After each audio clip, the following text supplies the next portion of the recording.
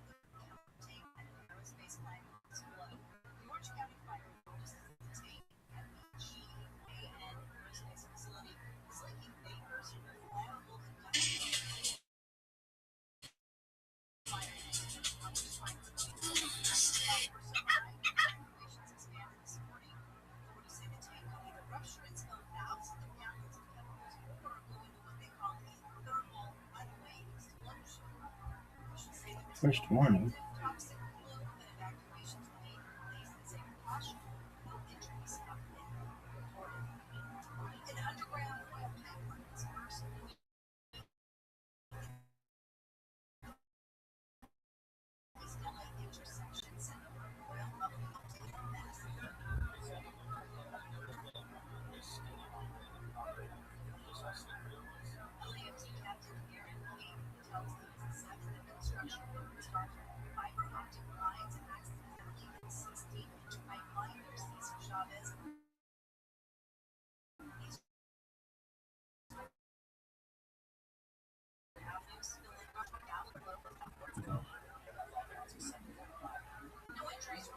What did I do?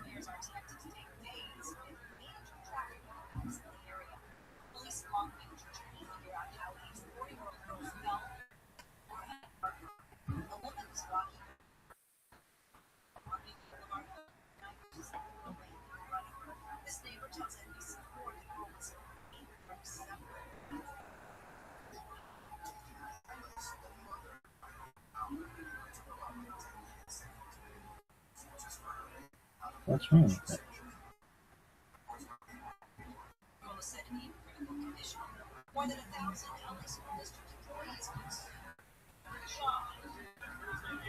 Body exposure. No way. No way they got me.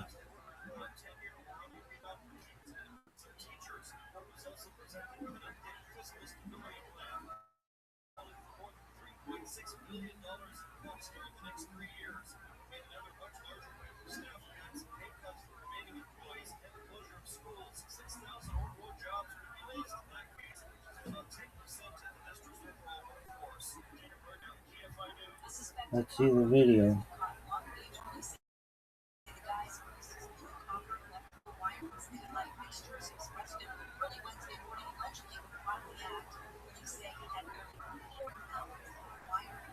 Show me the fucking video, dog.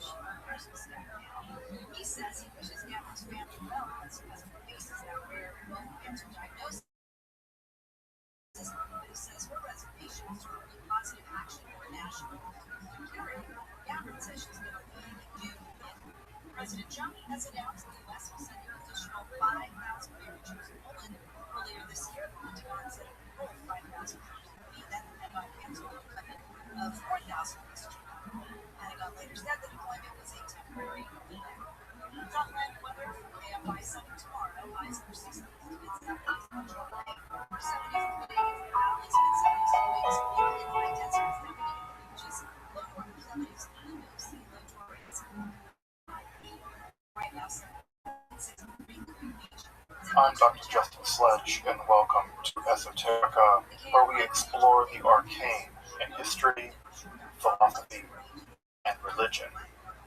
One of the most difficult aspects in starting to study Jewish mysticism and Kabbalah is getting a handle on just how those ideas developed over time. It's tempting to think that, for instance, Kabbalah has just always existed in the form that we have it, or that Kabbalah is just one thing at all.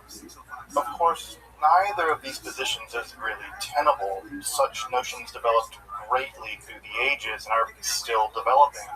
And there are now, and there have always been, numerous mutually exclusive schools of Jewish mysticism and Kabbalah. This class is meant to serve as an introduction to Jewish mysticism and Kabbalah from the point of view of its incredibly complex development from the prophets of ancient Israel and to the rise of modern Hasidism in the 18th century. Of course, this series isn't meant to be exhaustive by any means, but only should serve as a springboard for your study and reflection, and hopefully it will also enable you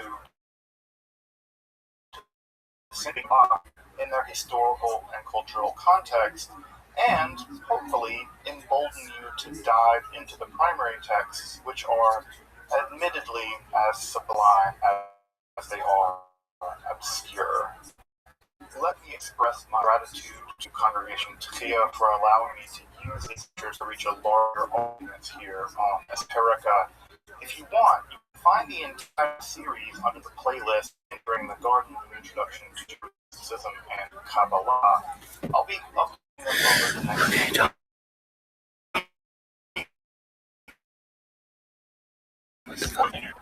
The entire series, you can find them in that list. find this a lot interesting, I'd hope you check out my content on topics in esotericism and perhaps consider some three big scholarly topics, occultism, Reddit philosophy, by joining my Patreon or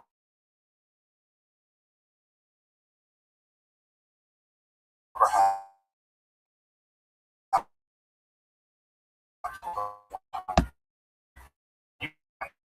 like 13 sessions. What was supposed to be a 9-series exploration of Jewish mysticism and Kabbalah, and of course, 14 sessions is still too few. I can basically keep teaching this class the rest of my life. It's full of things that I say about Jewish mysticism and Kabbalah. And I'll be also very honest, this last session is going to in some ways be the thinnest, because this is where my expertise really runs out, and I'll be very frank about that. It's just honestly the case. My expertise, I hit a wall, and my wall really is really with Hasidism.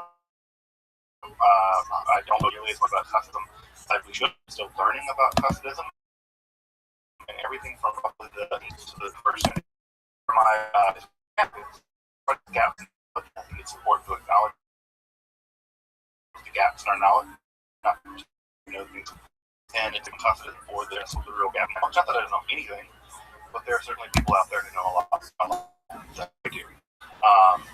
In fact, I'm invited a good friend of mine to some talks, at least a talk I reached to about Hasidism. I gave a lot more attention, a lot more deep attention than I gave it. So I reached out to a good friend of mine who knows a lot about Hasidism to maybe do a lunch and learn. So we'll see if that works out. But at any rate, welcome to the I would say welcome to the end, but it's not the end. It's welcome to the ellipsis, the dot. Because In the of course, beginning, it comes from the Kabbalah trail, is not but going to then go after I away did not feel anytime this soon. back Jewish again, I mysticism discussed later and about Kabbalah is anymore. doing actually a lot better Look at now more center, than not really part of the first century than it was doing in the middle of the 20th century. In the middle of the 20th century, I would say that Kabbalah and it's doing much better now. So in a substantial way, we're not saying goodbye to Hasidism or goodbye to Kabbalah. Rather, we're saying dot. It's going to continue to grow and change. And I've heard really cool and exciting things about developments in the Haredi world, where we're getting sort of new and dynamic Kabbalistic thought. And if we do end up moving to going on in the Kabbalistic world there in Jerusalem. Well, as we marched last time, the sort of post-Shabbatai world is, I would say that it's actually more sophisticated in many ways than the Shabbatai world. The Shabbatai world is marked by a relatively thin understanding of Kabbalah, really. And that's part of why Shabbatai study was so successful, is that people really didn't understand what was going on. They weren't really Kabbalah. And when you read something of a very technical nature, you can be overwhelmed by it and very convinced by things that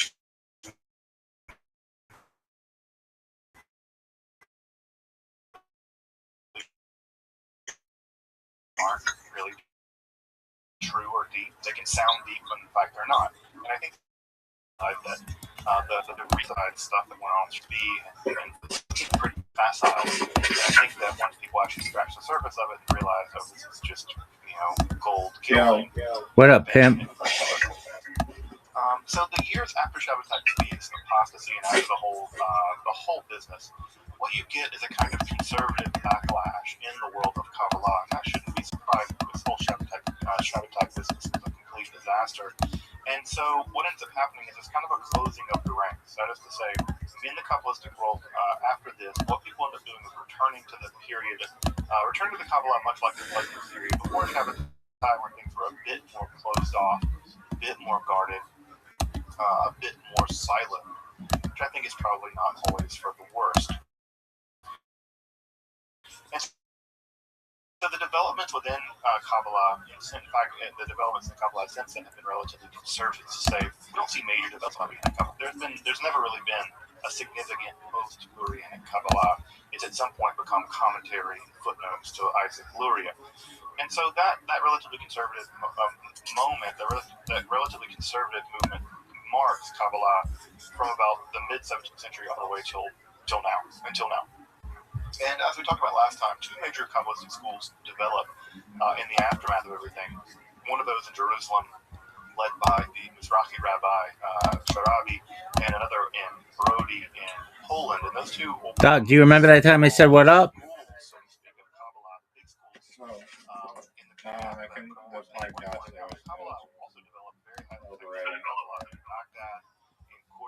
Are you ready to lose? Yeah. All right. Well, I need a few moments. You're good. And I think that has a lot to do with the fact that the Sephardi world was much more stable than the Ashkenazi world at that time in terms of social stability and Jewish education. So again, I think I mentioned this several times ago that a lot of the people that were really seduced by the Shabbatian movement were people who had only recently really come back to Judaism. And so they don't really anchored in Judaism in a very profound way, in a way that, for instance, the communities in Marrakesh, the communities in Baghdad, they've been there for 1,000 years, easily 1,000 years. And so when they looked at the whole Shabbat thing, they were like, no. So because they had a much deeper education, so the Sephardi world was a bit less affected by the whole thing. And so it's not surprising that in Jerusalem, who never accepted the whole Shabbatian business to begin with, they excommunicated him as soon as they could, that the one of the largest Kabbalistic schools in London is going to take the form of really intense concentration or kavanah during prayer. And that school, again, will last basically until 1969, when the last adherent of that school dies, which is amazing how long. The school lasted for hundreds of years, although very tightly guarded, very disciple-student-oriented. And, of course, the other is a Klois in Poland, and that is going to be largely influenced by Polish and Lithuanian Kabbalah and Jewry. And Polish and Lithuanian Kabbalah is going to be mostly remarked by its intense intellectual Kabbalistic speculation. And so out of that world is going to flow a mountain of highly intellectualized Kabbalistic systems that are going to basically try to do the work of systematizing Lurianic Kabbalah, especially vis-a-vis the older Cordovarian system, which I prefer. This period also saw, as I talked about last time, the rise of Hasidism. Hasidism is probably the most important, it's not probably, it's the most important movement in Judaism probably in the past 300 years. And Hasidism went on to spawn an entirely new system of Judaism, a new system of social relations, a new system of customs, a new system of dress. All kinds of things have come out of the Hasidic world. A whole new style of song, the Nigunim that I'm sure all of you are very familiar with, come out of the Hasidic world. And so it's from that world where we have a focus on extreme piety, but also piety that is meant to find the divine in the everyday. It's a piety in which God is lurking all about you, but you can't see God. The divine is everywhere. I think of the line from the Quran, which I can easily imagine a Hasidic Rebbe having written, where the Quran says that Allah is closer to you than your jugular vein. That image in the Quran has always struck me incredibly evocative. And I can easily imagine someone like Nachman of Breslov having written something just like that. So the idea that the divine is that close to you. The obstacle is just you. You and your ego are fundamentally you and your lusts and your desires. It's your desire to get rich or to have fame or to be loved by someone or whatever. It's these things that get in the way of your relationship with the divine, because the divine for the Hasidic movement is right there. You just have to do the work of bitul, of erasing the barriers between you and the divine, and it's in the erasure of those barriers that one can experience the divine in the everyday, including even in the movements of one's physical body, the sound of a bird. Some of the Rebbe's were even alleged to be able to understand the language of the birds. They would listen to birds sing, and they said they're singing, they're having theological debates, that the Rebbe could understand the Fegelsprache, and that Fegelsprache allowed them to hear the debates among the rabbis of the birds, which I always found a beautiful idea of sitting in the forest, listening to the birds, rather than just hearing like the rest of us, normie people that all we hear is birds. The Rebbe's, they don't hear birds, they hear the debates among the birds about God. And so I always found that to be a very beautiful example of Hasidism, where it's not just, you're not just hearing bird sounds, you're hearing theological debates among the animal world. So again, according to the Hasidic idea, it's the deep desire to experience the divine in every aspect of life, and to cleave to God, Devekus. The Devekus is the clinging to God, and you cling to God, and the way that you do this, at some level, by cultivating a relationship with kind of shamanic character in the Hasidic world. This is the Rebbe, or sometimes they're Tzaddikim, they're these righteous people who have a unique God there. And of course, those courts really are a bit like royalty. They still do operate a bit like royalty to this day. And so you have a loyalty to the Rebbe, to your Rebbe. And the Chassid encounters the divine primarily through the Rebbe, and it's in that the Chassid relationship that Chassidism really grows up becoming sort of core. We'll talk a little bit about how that's got a little stranger, especially with the Chabad Lubavitch movement, which I forgot to mention much in the later slide, which I'll talk about that in a little bit as well. But we'll see how that develops. So, as we stopped last time, the sort of cliffhanger from last time was that what I think that no one really realized in the aftermath of the whole Shabbatai speak thing, that as much as the Shabbatai speak is a factor, really sold me. The same year that Shabbatai Tzvi converted to Islam in Apollo 66, I'm not sure as many folks in the room know, 1666 is a dynamite year in the history of science. It's the year that Isaac Newton discovered or invented calculus. Of course, he discovered and invented fragments. There's a bit of debate about that. It's also the same year that Newton discovered the fundamental theory of light, and also he basically figured out Newtonian physics. This is called the year of miracles. So at the same time that Newton is figuring all that out, calculus and all this stuff, so it's difficult. I know that for many people, and for me too, when I think about Shabbatai's conversion, I think of it as a medieval thing. It's something that happened a long, long time ago. And I think of somehow Newton not having happened a long, long time ago. Newton feels very modern to me. It feels like I could just sort of, we could play chess with somebody like Star Trek. And they happened at the same time. They happened the exact same year. And so what's coming business was the Enlightenment. The Enlightenment happened all around the Jewish world, in France, and in North America, in England, and Holland, and Germany. The Enlightenment was developing a huge, completely new world that was dynamically breaking from what had come with its rationality, science, emphasis on extreme logic. And so we need to get philosophers like Descartes, like Spinoza. Spinoza's a philosopher who rejects there's a God separate from nature. It's just nature, and nature is God, and God is nature. It's the same thing. We're getting the mechanistic philosophers. The philosophers believe that all of nature is like a giant machine. If you study it carefully, you can understand how it works. And if you understand how it works, you can predict it, and therefore you can make it do things for you. This incredibly mechanistic philosophy, which is in many ways really wonderful, and in many ways I think quite bad. What I really mean is Napoleon showed up. What Hegel called the world spirit on horseback. Napoleon shows up in Central Europe and even Eastern Europe. Remember, he marched all the way to Russia. So everywhere Napoleon went, recall, he brought with him these Enlightenment ideas. His army was a sort of enlightened army, as much as armies are ever enlightened. And Napoleon brought with him the metric system.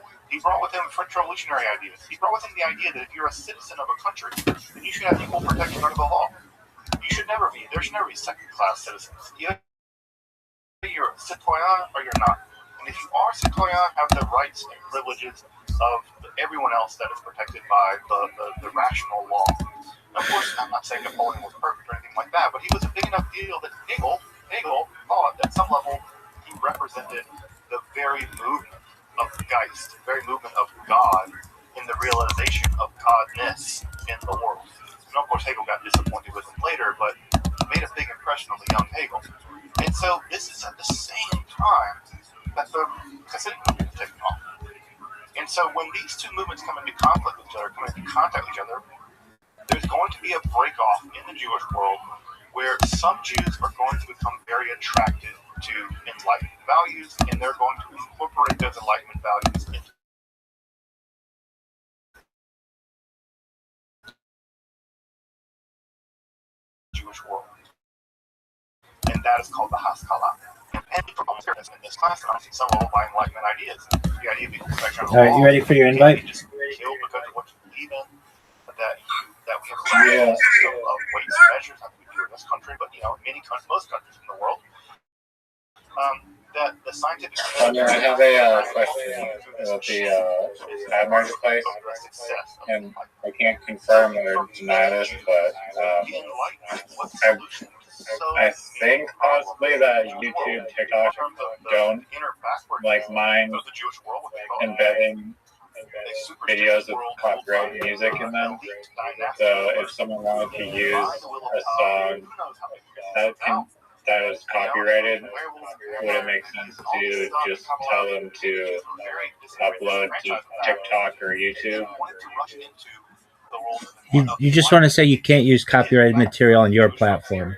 I imagine for many of the Jewish folks in this class, you are the children of the great-great-great-grandchildren of the masculine, of the Enlightenment folks. Like, forward or you can't embed a video from TikTok if it has copyright music.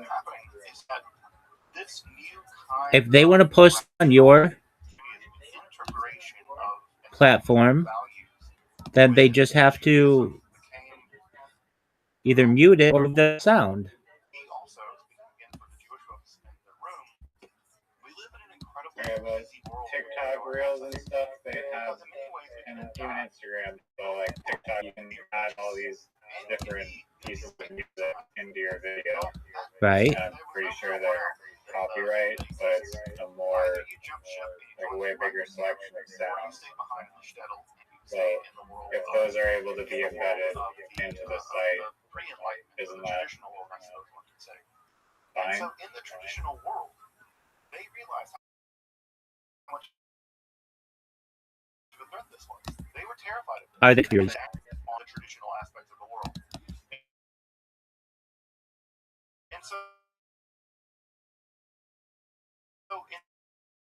in many ways, yeah. Then they can't use those in your. Okay.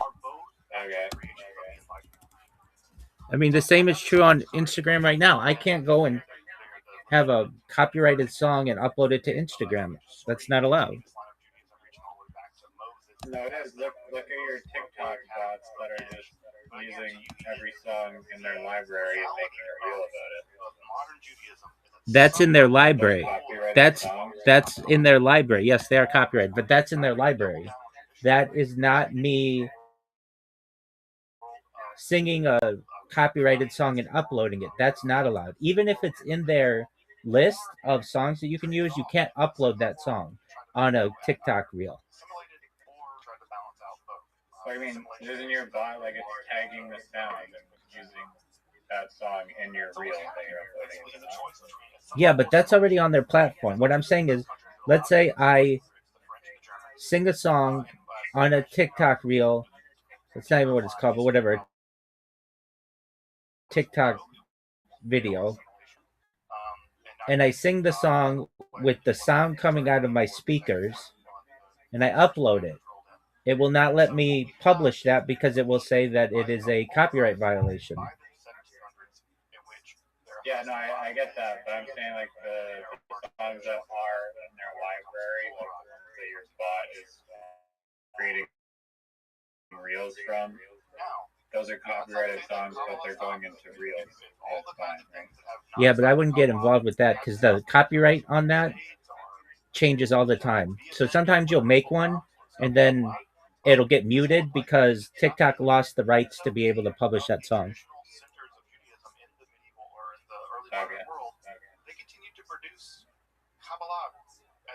Yeah, just checking, I guess. You're good. All right. Are you ready for your invite? No, it's incorrect. Garbage. intellectual center. Are you going to accept your invite, or are you going to just jerk yourself off raw? More interested in the world of the mind and the world of the intellect as opposed to just the world of emotion. I'm waiting on So you. the Chabad becomes much more of a rigorous system of Hasidic philosophy, as opposed to just sing songs and being happy or whatever. So this is a period of people like Rabbi Nachman of Breslov, which I imagine most folks have heard of. Nachman of Breslov is probably one of the most famous rabbis of this time period. He's of course known for his deep spiritual reflections and his existential torment he experiences. He was a person of great highs and great lows. I guess most historical people who we end up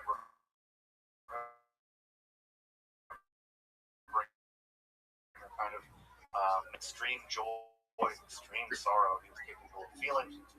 And ultimately he's going to give rise to the Hasidic movement, which we'll talk about in a minute, but also the Nanach movement, which I imagine if you've ever spent time in Israel, you will at some point encounter some Nanach guys, which tend to smack on it. They listen to techno music and dance around. They're generally pious to all. So those guys are out there and they're revealing the neo-Hasidic world. Of course, also this time period, probably one of the most important modern Jewish philosophers and mystics is also writing. This is a Ramchal, Moshe Chaim Luzzatto, probably the greatest traditional Jewish mind of the early modern period.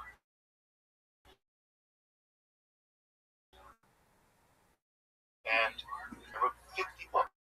I've probably read one or two of them. I wrote 50-something books. It's an enormously huge output. But the Ramchal is known as a young man for having had a spiritual experience where he had a body or a spiritual teacher begin to reveal him all kinds of in the aftermath of the Shabbatai Tzvi business. No one wanted to hear about anyone talking to the spiritual. And so he kind of got kicked out of Italy a little bit. He kind of got expelled from Italy, and this led him on a journey through Europe. And in his journey through Europe, he ended up writing like I said, a ton of stuff. His two most famous books are Derech Hashem, The Way of the Lord. Derech Hashem is probably the most systematic, collection or systematization of Judaism that incorporates both philosophical issues and Kabbalah into one system. Derech Hashem is a really, really great book. You can get it in Hebrew and English if you want to study it. It's a fantastic text that really does the work of combining the sort of philosophy of the day, although the philosophy of that one's a little outdated, but his other major book is a book on ethics, Masila Yesharim.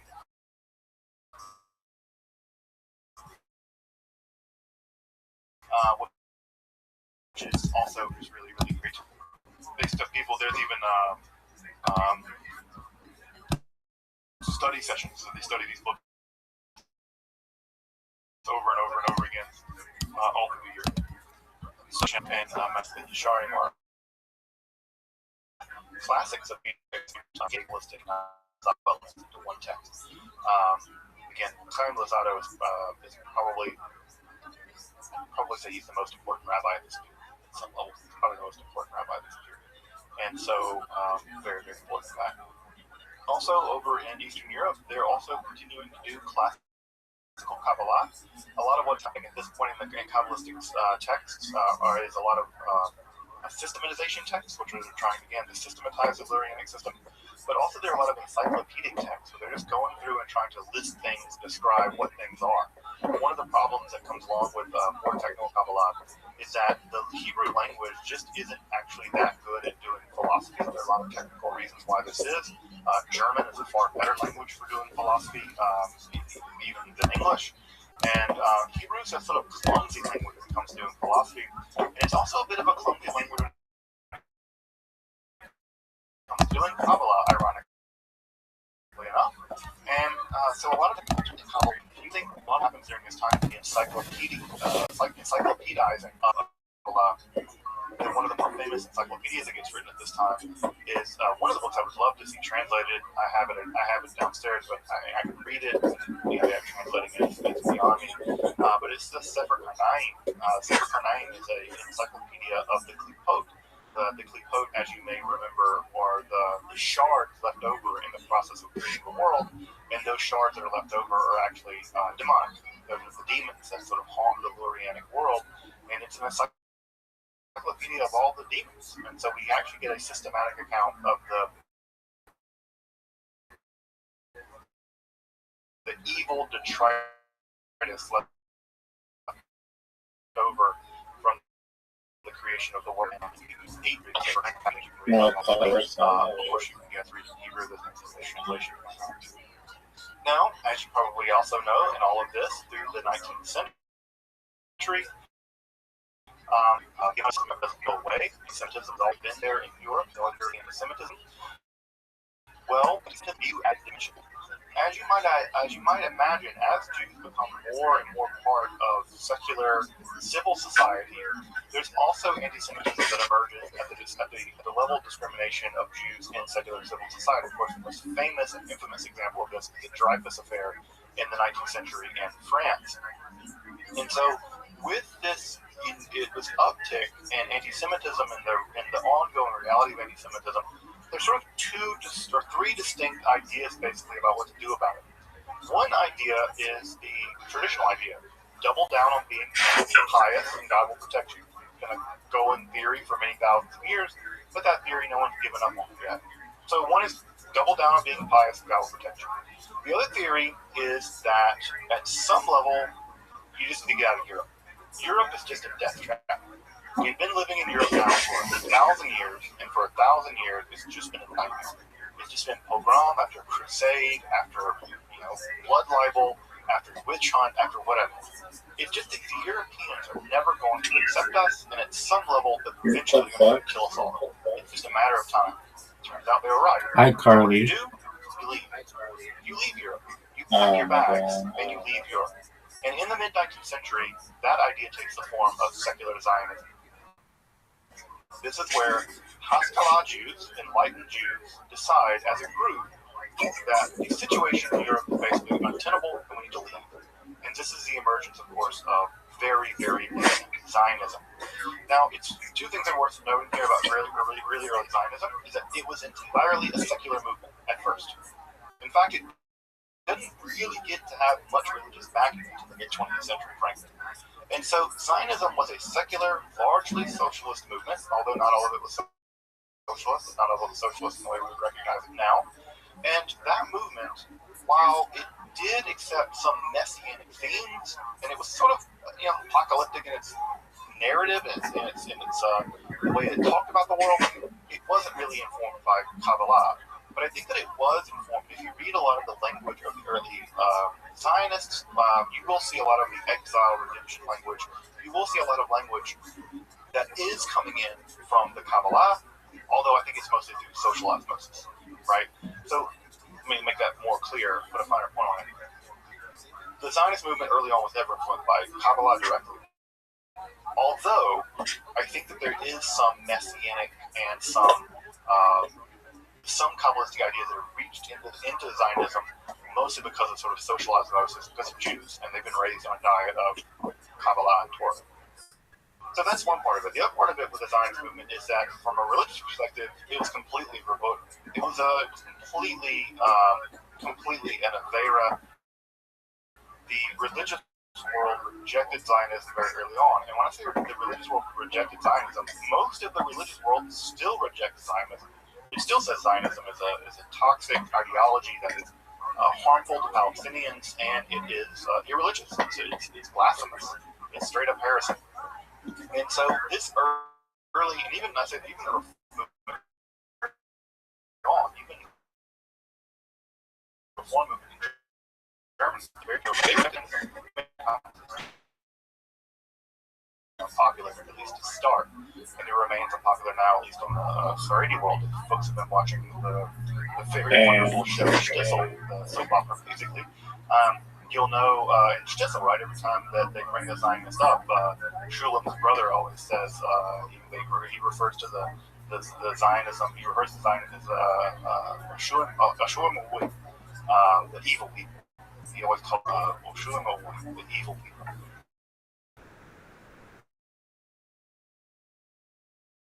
And so this is a thing that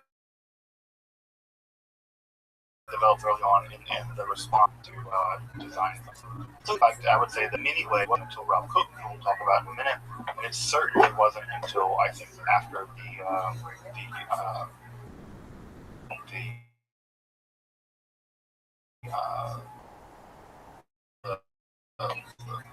that religious Zionism was not the minority. The Kabbalah, of course, continues to develop, right? It's not like the Kabbalah stops. Slide. Oh yes, this is a mistaken slide, but there's an extra thing down here I want to talk about. This I must have not mucked this slide up. But anyway, the last thing I want to talk about here is that in the 19th century, what also happens in the non-Jewish world is there's sometimes what is referred to as the occult revival. The occult revival was a re-interest in occult sciences, alchemy, and sort of a romantic interest in this stuff. And what you get are people like Ebenezer Sibley and Barrett, who are people who published the Magus. You have a bunch of people really interested in the occult again, and this sort of occult revival that the 19th century also incorporates some older elements of Christian Kabbalah, and they ultimately develop a new form of Kabbalah out of Christian Kabbalah that gets referred to as the Hermetic Kabbalah. And this is a completely non-Jewish, occult-centered version of the Kabbalah, primarily used for engaging in ceremonial magic. So we have elements of Freemasonry being combined with elements of Renaissance magic, and then that being fused together with some elements of Kabbalah, and that develops what we now refer to as the Hermetic Kabbalah, which is another third branch of Kabbalah that is developed. There's, of course, Jewish Kabbalah with a K, there is Christian Kabbalah with a C, and now this developed eventually in the early 19th century, 20th century, into Hermetic Kabbalah with a Q. And these forms of Kabbalah continue into occult practice all the way to this day. So again, in the 19th century, Kabbalah undergoes another mutation, although not a Jewish mutation, but primarily in the non-Jewish world, primarily in England, where this occult revival will take place. So the Hermetic Kabbalah is out there and it proves very popular. There's a whole big world of people whose spirituality is wrapped up with the very sophisticated, very complicated systems of So as I mentioned, right, just a minute ago, one of the other strategies, right, so we have one strategy, double down to traditional. The other strategy is leave, go to Palestine or wherever. And the other strategy that I mentioned a minute ago, too, is assimilation. Assimilation was a very daring strategy, and perhaps I think one of the more difficult, and I think that the job of assimilating, I think, get written off as traitors or something. I think it's really unfortunate the way we talk about that generation of folks. But assimilation was a really difficult task of trying to maintain two things at once. It was trying to maintain being Jewish and also trying to maintain your identity in a world that rejected you. Trying to be German and be Jewish. Whatever German people in the world did you because they thought that you was a sellout. And the Germans never really accepted you either. And you could do anything, almost, right? I think of people like Husserl. Husserl was the great German philosopher whose son fought in World War I. And in fact, even the more that the Jews assimilated, the more dangerous they were. They were almost hiding among you. And so there was something about this that assimilation could be at some level a losing game. But what ends up happening, at least in the academic world, is that, or at least in the religious world, rather, I should say, is that Judaism early on had to basically come to look like Lutheranism. They had to make a Judaism that looked as much like Lutheranism of the 20th century as possible. And that movement became the Reform movement.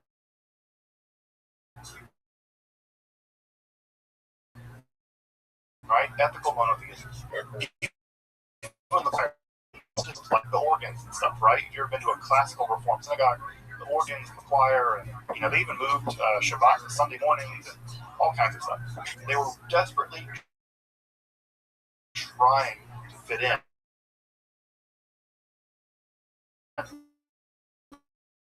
And again, at one level, they're trying to stop them, keep a mile in their shoes and understand how devastating the reality, how awful it would get.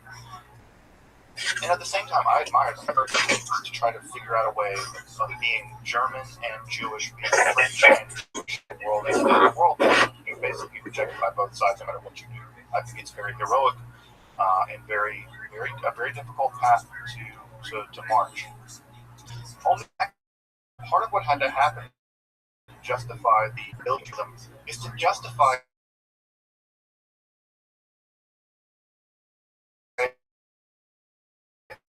to the even German scholarship at this time was some of the most amazing scholarship in the world when it comes to the Bible. This is a time period where critical source theory was being developed. This is a time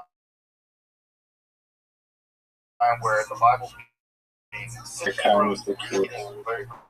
really getting into the manuscripts of these things. It's really a time period of enormous erudition. In fact, I would say the German biblical scholarship of 10 years probably is more erudite scholarship than 30 years of what we do. It's amazing. These guys, they just knew 15 languages. They just did. That's just how they worked. They just had the whole Bible. They just had to have the Hebrew Bible memorized. So the scholarship was very driven by Lutheran,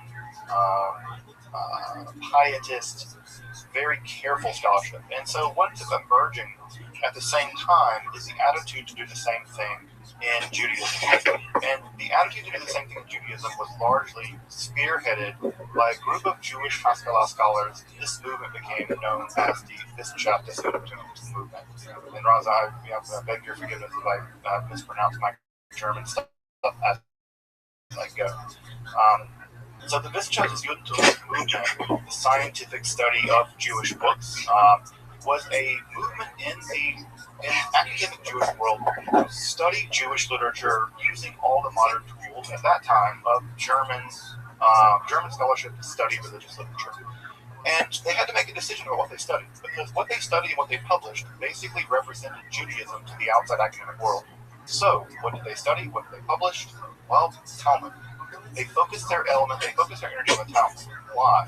Because the Talmud, for one, is a highly systematic, highly argumentative book based on logic. They can argue that Judaism is irrational because the Talmud is rational. The Talmud is a book of arguments driven by logic, and therefore Judaism is rational. Right? So we have the ethical components of the Hebrew Bible, and we have the logical components of the Talmud, and therefore Judaism is respectable because it's a paragon of logic. Well, guess what isn't paradigmological? Kabbalah. So, what did the Wissenschaftliche movement do? They ignored it. Basically pretended that it wasn't there. Why? Because it was embarrassing. It was superstition. It was occultism. It was nonsense, made up, fraudulent stuff. For them, for the Wissenschaftliche movement, Kabbalah was an embarrassment. It put back into the darkness of the Middle Ages, because it made Jews look crazy. If you've been listening to some of the stuff I've been saying over the past 14 weeks and thinking to yourself, God, that sounds nuts. Well, it does sound nuts. And can you imagine a bunch of Jewish scholars presenting that to a bunch of erudite Lutheran scholars being like, yes, Judaism. You believe that God masturbated reality into existence. What? That's not going to fly, right? It's going to make them hate you. It's going to reinforce every negative stereotype about the Jews. The Jews are irrational. They're driven by superstition. They believe in nonsense. The Wissenschaftliche movement had to make a decision, and the decision was not Kabbalah, Talmud. And so early on, Kabbalistic literature was largely put on the back roller, to put it politely. And as you might know, at the same time this is happening, this is also the same time that all of the movements of Judaism are beginning to form. The Reform movement, the Conservative movement, the Masorti movement, the Reconstructionist movement begins in the early 20th century. All of the movements, even modern Orthodox Judaism, all of the movements in movement Judaism in the non-traditional Jewish world all of them look at some level to the Wissenschaftlichen Judentum's movement, and they base their Judaism at some level on the Judaism being pumped out by places like GTS, by places like German, by places like Cincinnati, by the Reformed Seminary. And guess what? None of those places are doing. None of them are doing Kabbalah. Why? Because it's embarrassing. They do not want to look like crazy people. So the Kabbalah is totally sidelined for 2.5, 3 generations by scholars. Completely sidelined. And it's sidelined at a decisive moment in Jewish history. What is that decisive moment? The emergence of the movements. So if you grew up in a movement, the Reform movement, Conservative movement, you grew up in any of the movements, their scholars were simply not being trained on Kabbalah because they weren't being trained on it. They couldn't teach it. Might be a great time to play that. This is the reason why for folks who grew up, especially for folks who are a bit older than me, if you grew up in the movement Judaism world, you never heard about Kabbalah. There's a reason why. Because the rabbis you had never learned about it. And that's because the generation before them never learned about it, and the generation before them made a decision not to learn about it. And that's what happened. Effectively, Kabbalah becomes decanonized by the modern Jewish movement. Modern Judaism basically decanonized it. So the Zohar, Sefer Yetzirah, all the literature we've talked about basically goes back on the shelf. And what comes back is Talmud, if you're lucky, but mostly Tanakh. That's the reason why you will never really see in the movements until recently studies of Kabbalah, studies of Talmud, even Talmud. I mean, for folks here who grew up in the movement world, how often did you all study Talmud? How often was Talmud something that you would be encouraged to study or heard about much? I see heads shaking. No, yeah, even Talmud, right? Even Talmud was sidelined. And you can imagine, if Talmud sidelined, then surely Zohar should be sidelined. So that's one part of the story. A huge part of the story is that Kabbalah didn't go away. They still did study Kabbalah in the traditional world. It's in the progressive world that it was abandoned. It was decanonized in our world. And it's only now limping back into canonization. And I think it needs to be recanonized more quickly than that. Of course, the other thing that happens, and this is time, is in the mid-20th century, and there's no way to avoid the elephant in the room, it's of course the Holocaust. The Holocaust devastated, obviously, European Jewry, but in terms of Kabbalah, it really devastated the Hasidic world. And the reason why it devastated the Hasidic world, as you might imagine, is the Hasidic Jews live basically in these very tight-knit social networks. They are distinctively dressed. They look very, very Jewish. They have payas. They dress like Jews. Targeting them was the easiest thing in the world. They all live in the same shtetls and ghettos. And so liquidating them, killing them, putting them on these catalogs were very easy for the Nazis. So the Hasidic world was incredibly destroyed in the Holocaust. I think proportionately, and Roz would be the better expert of this than I would be, that the Hasidic world suffered apocalyptic levels of devastation in the Holocaust just because of they were basically sitting ducks, and also their theology prevented them from leaving. So many of them, because they rejected Zionism, did not try to flee to Palestine. They thought it was religiously verboten to flee to Palestine because they were also tied to the Rebbe. They also didn't want to individually leave, right? They were tied to this person, and so if the Rebbe leave, they didn't leave. And last and right, they looked the part. When the Einsteins are moving in, they're there. They're living in that. They're living in that shtetl, and they're there with that Rebbe. And it doesn't take but an afternoon of a really blackout drunk group of Einstein to do the deed to basically eliminate an entire Hasidic dynasty. And Chas v'Shalom, that happened. It happened over and over and over again in Eastern Europe. Especially Hungary was especially heavily hit. I think 1 in 4 Satmar people were killed or something like that in the Holocaust. It's just a devastating apocalyptic story. And as you know, the only people keeping the light on at this time, in many ways, for Kabbalah are the Hasidic people. It's the people in Eastern Europe, it's the traditional people. They're the ones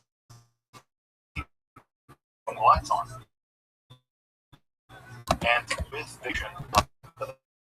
Now, luckily, our Sephardic brothers and sisters, these Sephardic folks, they were still doing Kabbalah in Morocco. They were still doing Kabbalah over in Baghdad, still doing Kabbalah in Northern Africa.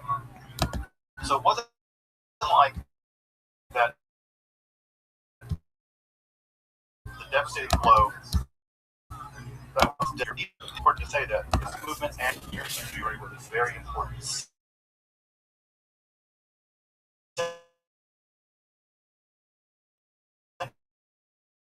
center of they did survive, many of them survived, and they would regroup, some of them in America.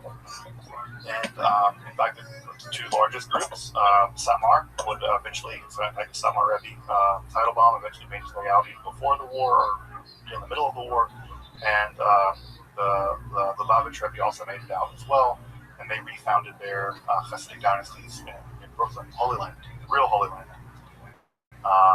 which is Brooklyn. So Borough Park, Crown Heights, respectively. You can go visit the Holy Land. It's just right over there in Brooklyn. You folks know this, right? That Israel is just a borough of Brooklyn. This might be my record for highest score. It's over there. Just around I wouldn't get too excited about it. I'm not really paying attention. Folks, the rebound. How did this all rebound? We have the Holocaust. We have the Haskalah. We have the Wissenschaft Judentum movement. How did this rebound? Well, it rebounded in a couple different ways. The rebound, in many ways, began with a young maverick philologist. People forget that Gerhard Scholem, also people forget that he was Gerhard Scholem.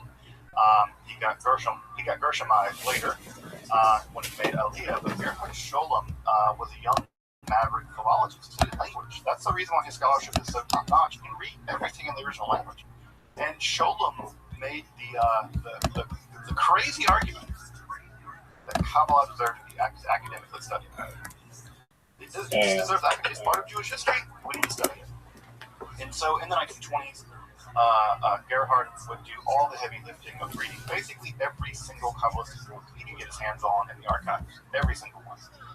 And being the good German scholar that he was, he did that. And unlike the Wissenschaft Judentum movement that rejected the importance of Kabbalah, Gershom Scholem, Gerhard Scholem argued convincingly there simply wasn't Judaism without Kabbalah. You couldn't do it. You couldn't imagine Judaism without it. Judaism was just as important, or Kabbalah was just as important as Judaism. Now, Scholem on the time that Kabbalah was by thinking about what Judaism over 90 points. Feels wonderful because I wasn't paying attention. 90 points. Yeah, I know. The background podcast is distracting. All right, I'm glad. The justification for him being able to speak was And that you still lost by 100 points. Kabbalah is nonsense, right? Kabbalah is nourishment. Nobody is paying attention to that. But, right, Narishkeit is Narishkeit. Aber die Geschichte des Narishkeit, das ist Wissenschaft.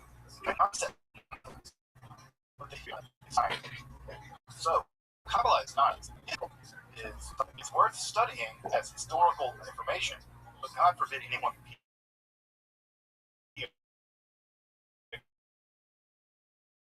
Kabbalah. It's ridiculous.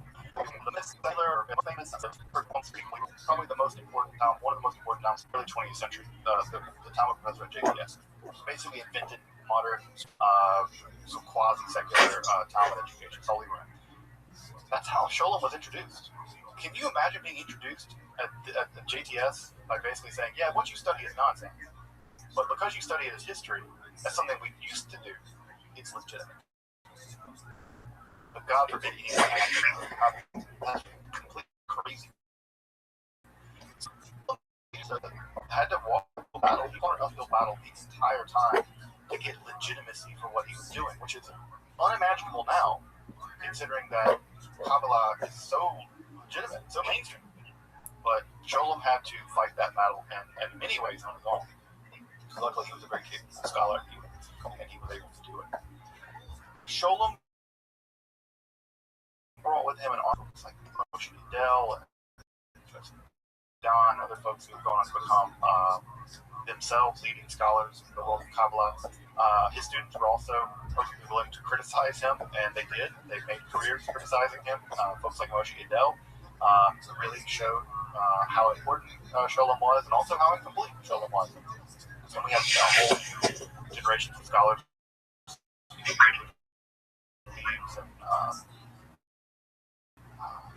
Zahi Weiss and all kinds of these things with every book they write. And so the academic study of Kabbalah is landed. It is now totally legit if you want to study Kabbalah in college. You can take an academic level Kabbalah class and no one's going to bat an eye. You're like, sure, it's part of Jewish history. No, listen. At the same time, there is an emerging, relatively small group of religious Zionism led by Rav Kook, and he would eventually give rise to religious Zionism as we know it, although Rav Kook wasn't terribly influenced by, wasn't a huge Kabbalist, but certainly a lot of the Lurianic themes of exile and redemption will play a part in the rise of Zionism. The most important, I think, Kabbalists to come really in the early to mid 20th century would be Rabbi Yehuda Ashlag, the Baal HaSulam, the master of the ladder. And the Baal HaSulam would make Aliyah and go to Israel, and he would compose Zohar text that he took, I think, 10 years to write, called Hasabah, the ladder, Zohar, but also a commentary on Zohar, and he translated Zohar out of the crazy Aramaic that it's in into a very modern Hebrew to make it accessible to a whole generation of people who otherwise would not be able to read it in the original Aramaic. He published it in basically modern Hebrew, modern Lashon Kodesh Hebrew, and so it's much more accessible in the modern Hebrew. So many people who read Zohar now in the Orthodox world,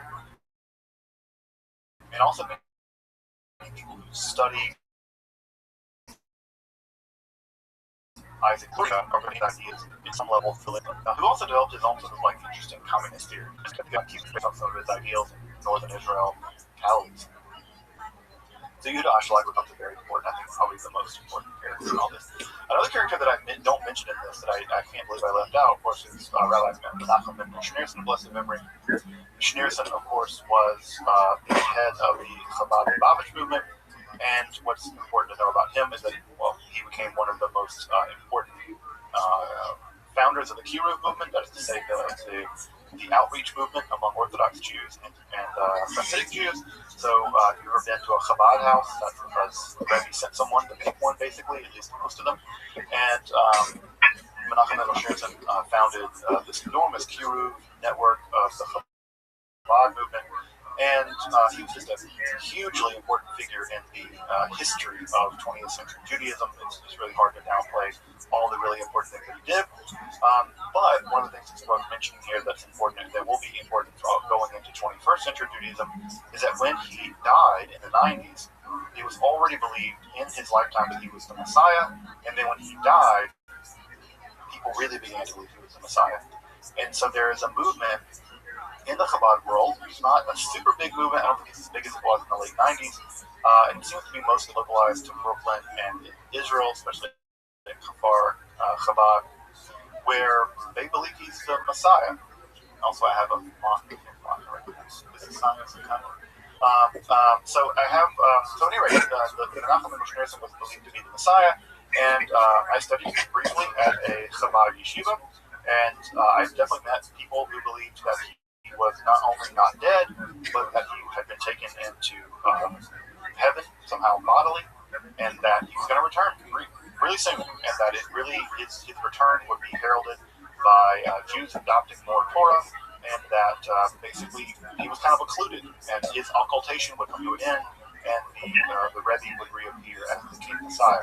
Of course, you can still go to Crown Heights, you can still go to Brooklyn, and you can still see crowns, images of the Rebbe's flag, which has a yellow with a crown that says Mashiach on the side.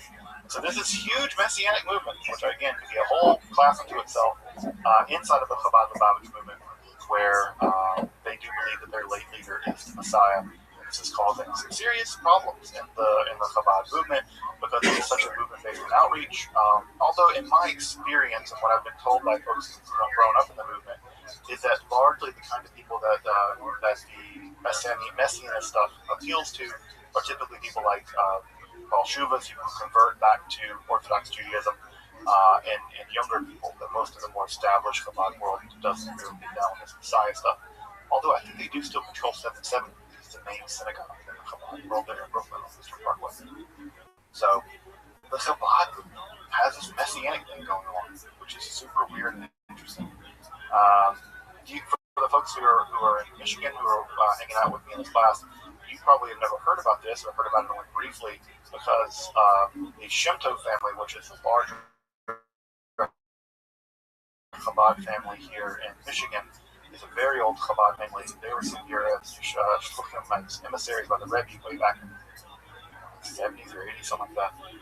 But they were the leading force in many ways of the anti-Messianist movement. They really thought the Messianist movement was dangerous. And the Shemto family, which is very powerful here in Michigan, has never been on the Messianic camp. And I don't think the Messianic camp has ever gotten a foothold in the Metro Detroit area when it comes to that stuff. That's different other places, but I don't think that the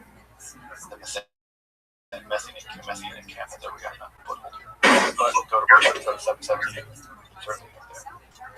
All right, the last two things I guess I'll mention before we really wrap up is the rise of the Neo-Hasidic movement. As folks know, the Neo-Hasidic movement was pioneered by folks like Martin Buber, the world that maintained a lot of nostalgia, not the right word, but wanted to sort of modernize and expand the Hasidic movement outside of the dynastic structure. And so many of the tales of the Hasidim and a lot of Hasidic spirituality became exported out of the Hasidic world and then imported into an Orthodox world was in the Kabbalah movement of the 1970s. This is a period of Karlbach and stuff like that for folks who grew up with Karlbach and not. And so it's in that world that we have the rise of what might be called the Neo-Hasidic movement, and this movement has proven to be extraordinarily popular in the Jewish world, and there are great luminaries in the Neo-Hasidic world, folks who recently passed away, like Rabbi Rothschild and Art Green, who was one of Alana's teachers actually in Hebrew College. He's probably one of the premier Neo-Hasidic leader in the world right now. This is really funny at Forum, but he and I got to have a few drinks together and talk about Kabbalah briefly. I feel like I have a great honor to be able to hang out with one of the Gawans of the Neo-Hasidic movement. And so I got to spend some time with Art Green up in Boston with Alana. So the Neo-Hasidic movement is alive and well and as popular as ever. I would say that it's actually growing in popularity. And with folks like Joey Weisenberg and other kinds of folks who are really channeling sort of Hasidic ideas into music, but I think that stuff is going to continue popular. The last thing I'll mention, and this is the thing I imagine some folks already know, is of course mainstream pop culture Kabbalah. The Kabbalah Center led by Rabbi Berg, which has received a lot of criticism, but whatever, I think that it's a legit form of Kabbalah as much as anything else is, at least from an academic perspective. The Kabbalah Center is they have outfits all over the world. It's sort of franchises kind of, and they teach a very specific kind of Kabbalah that is tailored toward celebrities, basically. Another of non-celebrities that get into it. It's a form of sort of kind of new age mainstream Kabbalah, but this is made famous by folks like Madonna, and I think Britney Spears was into it for a while, which I think either Britney Spears has a Hebrew tattoo on the back of her neck, some kind of Kabbalistic tattoo. I don't know, whatever sense Kabbalistic tattoos make. But you go, Britney. I think she's from Mississippi, so I think we're home state, so me and Britney go back. So people like Britney Spears and Madonna also embraced Kabbalah in a pretty profound way, and apparently I think even Madonna quit doing concerts on Friday night because of her commitment to certain kinds of Kabbalistic beliefs. Well, I think that the Material Girl's from here, right? She's from Bay City. Madonna's from Bay City. So the Material Girl movement, so you have Rebbe Madonna, who is influenced very heavily by Kabbalah at some level in her spirituality, although I don't think she's ever converted to Judaism. And there are many other people who who've been influenced by the Kabbalah Center. Now, the Kabbalah Center is very polarizing. It's very controversial. I think they've got some trouble with money stuff, unsurprisingly. Religious organization getting involved with celebrities and getting in trouble for money stuff. Could you believe that? Could you believe that? So the Kabbalah, anyways, in the 1990s and 2000s, really went pop culture, with a lot of pop culture folks, musicians, and other folks becoming really influenced by Kabbalistic ideas, and those ideas becoming very mainstream, right? Very mainstream. Folks, Kabbalah Chai. It's gonna live. Kabbalah is. It's gonna survive. Kabbalah had gone through a couple thousand years or 1,000 years now of turns and twists and messiahs and dead messiahs and apostate messiahs, a mountain of books and commentaries. It's really gone through, I think, almost every kind of travail a religion can go through, a philosophy can go through. No philosophy that I can think of has gone through it this much. Different communism or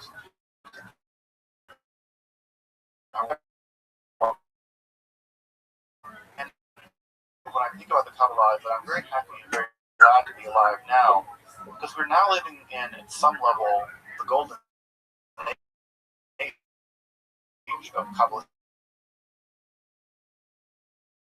literature. More culture available to me when it comes to this. This is a completely secular. Also, you can go to dozens of Kabbalah. It was never accessible before. Men, LGBTQ folks, it's accessible in a way that it didn't before. And so I say that Kabbalah Chai, Kabbalah lives, and Kabbalah will live, because we're living in an age where Kabbalah has finally been able to, at some level, withhold its secret. You have to work hard to become a Kabbalist.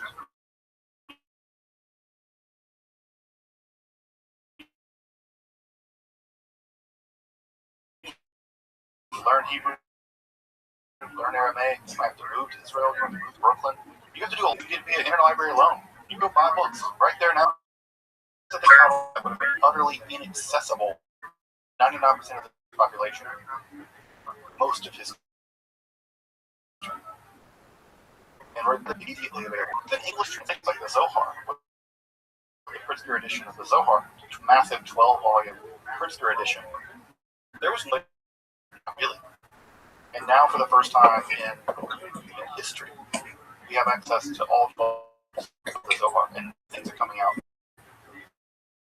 So we're living in study of Kabbalah, and we're living in the golden age of Kabbalah.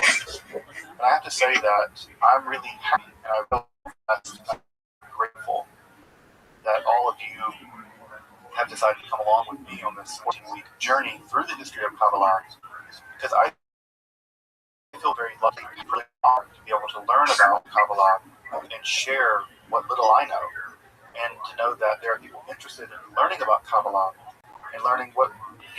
And so I just want to thank all of you who hung out with me over the course of the past 14 weeks to learn some Kabbalah together, and to learn about Kabbalah and learn that this tradition is beautiful and strange and science fiction-y, just all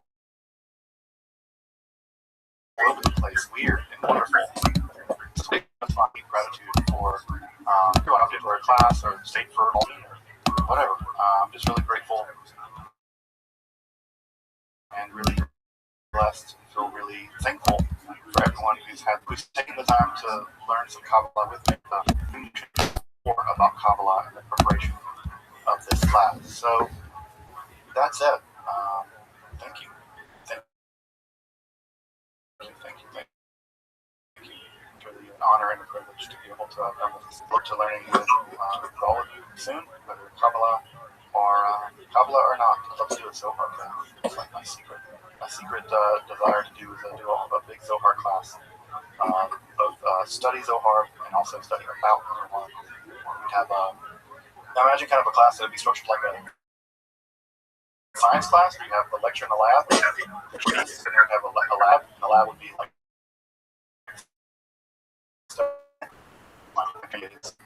a lecture at our lab, which I can't. I had to say it's a little more exciting than even working in a chemistry lab. So it's a lab.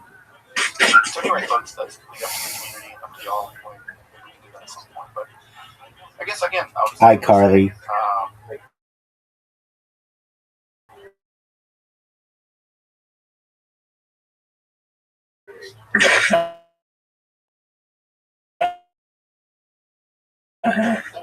So say that Kabbalah is going to outlive us all. Welcome back, and thank you for joining me as I explore the garden that is Jewish mysticism and Kabbalah. Again, if you'd like to support my work of providing accessible, free, and scholarly content on topics like Kabbalah, alchemy, and the occult, magic, and hermetic philosophy, consider supporting my work on Patreon, or perhaps on the links below. Until next time, I'm Dr. Justin Sledge, and thank you for watching Esoterica, where we explore the arcane in history, philosophy, and religion. Hi, Carly, folks. If you're watching this at home, this is a great opportunity for you all to witness. Hi, Carly, isn't it?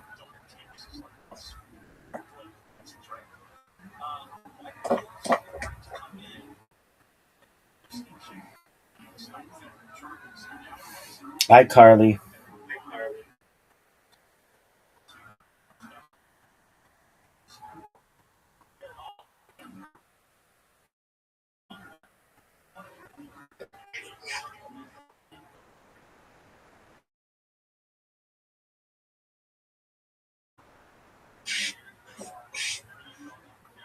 Oh my God!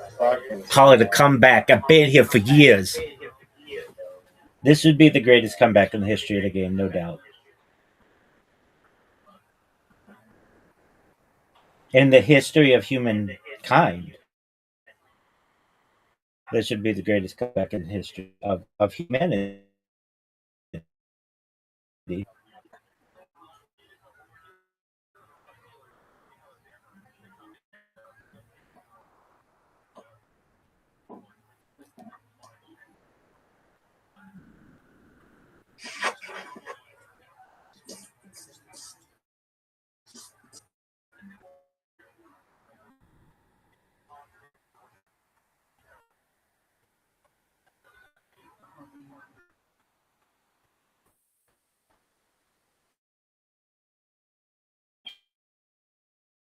I was holding on to the queue for too long, so I just got rid of it. That sunk the ship. How many things are left? 0.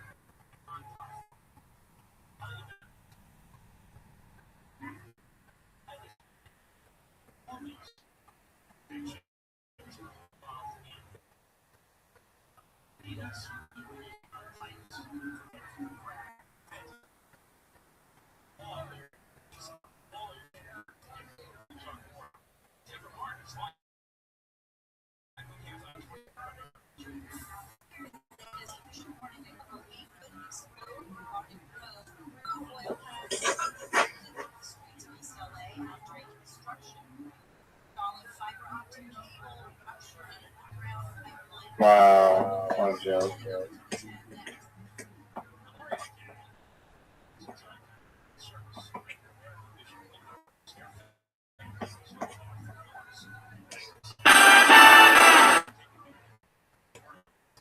Better not lose off some bullshit.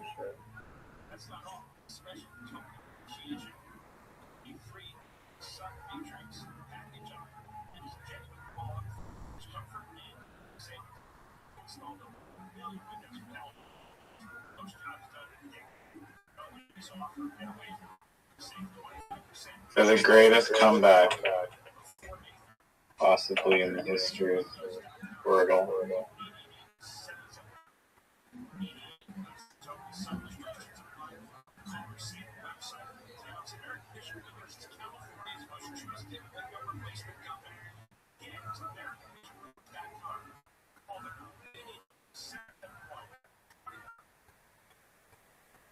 And 9, 8. Oh, not enough to do it. Yeah, Doug, I wasn't even paying attention. Everybody knows that. Everybody fucking knows that's garbage. Bro. That's fucking. Bro. If you include.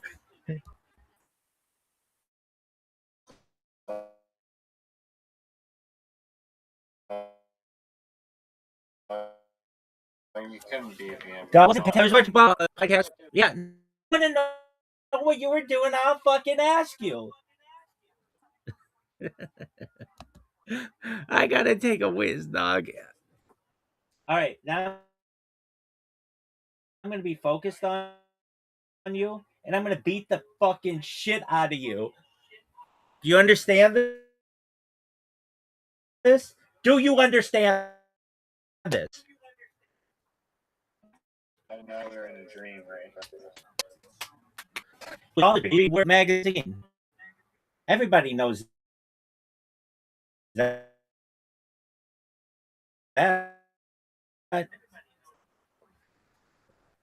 That shit is bullshit. Everybody knows it. Shouldn't have even been close.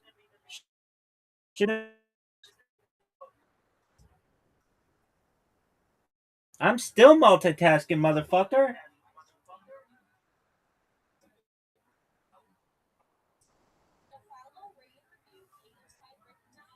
Everybody knows I'm multitasking. Everybody knows this. Aren't you gonna take a whiz? Yeah, I'm gonna take a wisdom move. Look at this move.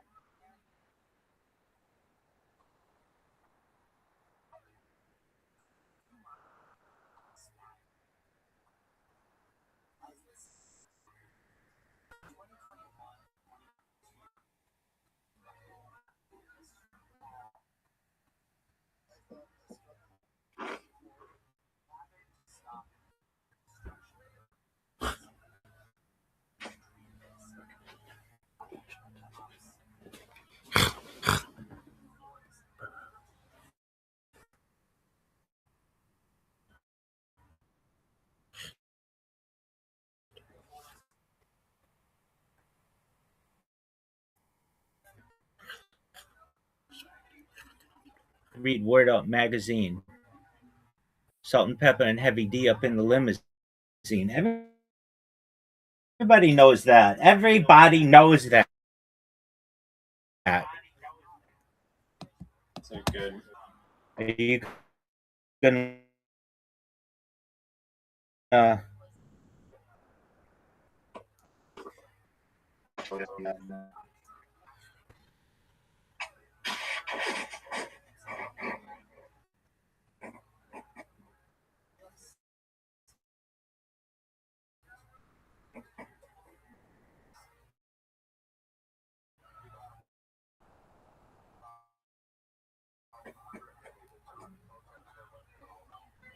played? I win every time when I try. I'm undefeated when I try.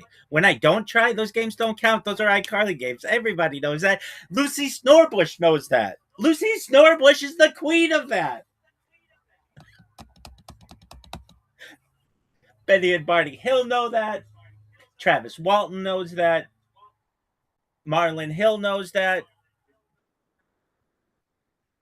Tom Selleck knows that. Everyone knows Tom Selleck knows that.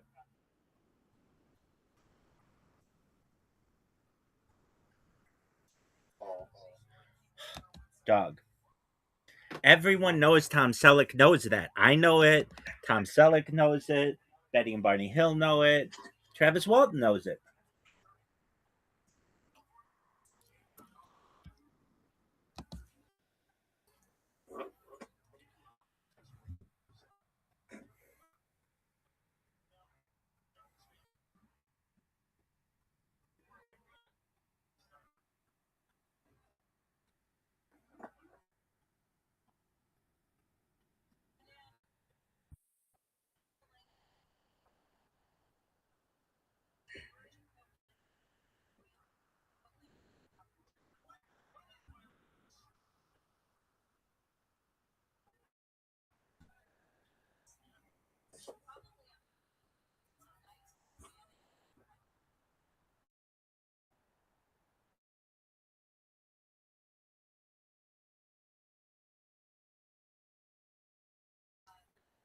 It was all a dream.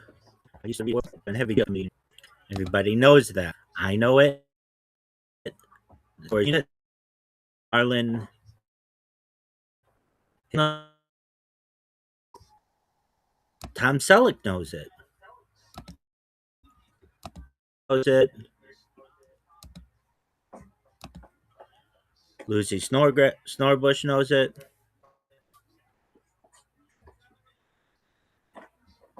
Everybody knows it.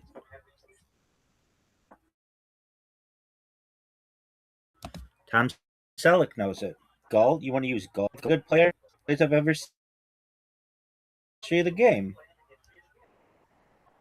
I was check on a mess. Why not? It was all a dream. I used to read Word Up magazine. Heavy D up in the limousine. Everybody knows that, dog.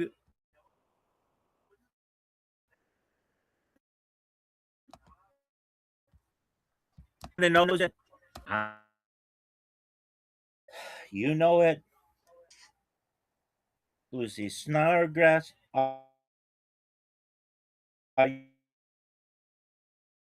You fucking it.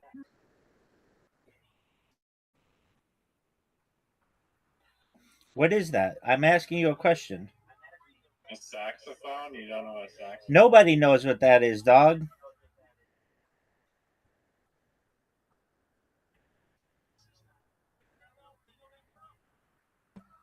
You said that zoo should be an illegal word. I didn't actually word. You did say that. Zoo is. It's on camera. No, yeah, XU, dog, XU. No, I didn't say it should be an illegal word. You did. XU. I didn't play XU.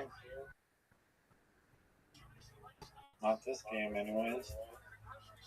You played it last game, dog. You always play XU. XU is your favorite fucking word. Everybody knows that. Lucy Snorbush knows that.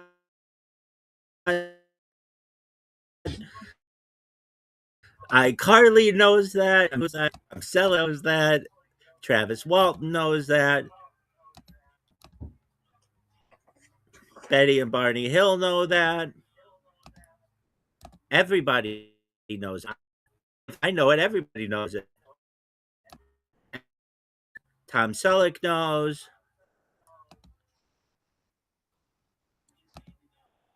I hope you know that everybody knows that. I know it. You know it. Tom Selleck knows it. Are you fucking serious? Did you know that you're up?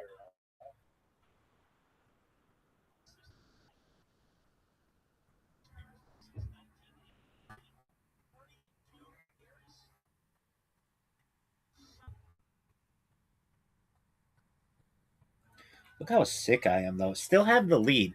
I'm multitasking like a motherfucker here. Like a motherfucker, and I'm still winning. Got the W, baby.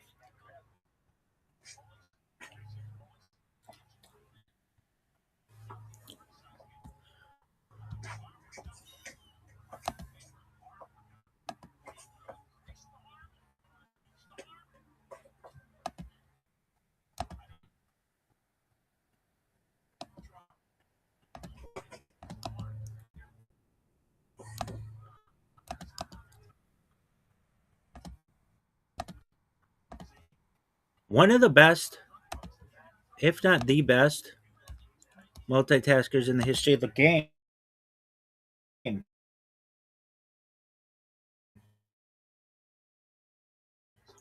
What is this bullshit you're playing? I'm very busy.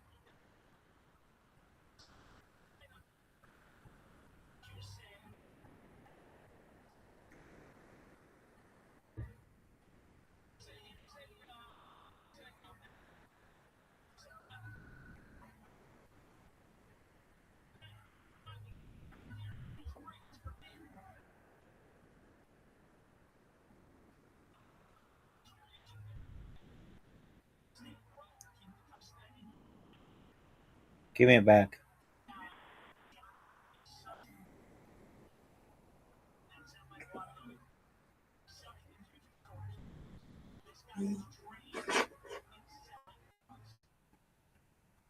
What is this? What is this? It's been 30. You have 2 turns. 30 seconds. I had to move all the tiles down.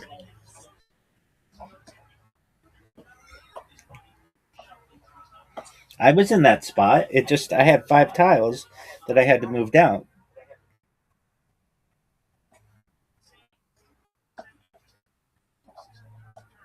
Everybody knows that.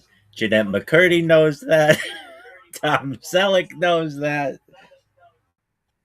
Phil Rizzuto knows that. Phil Rizzuto knows that. Who the fuck is that? You don't know who Phil Rizzuto is. This guy doesn't even know who Phil Rizzuto is. He played for the Yankees, and everybody knows that.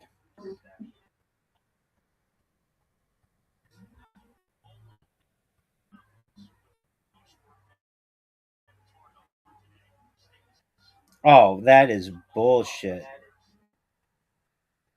That is some of the most high quality bullshit I've ever seen. So is that. That's bullshit too. What are you complaining about? Non-words?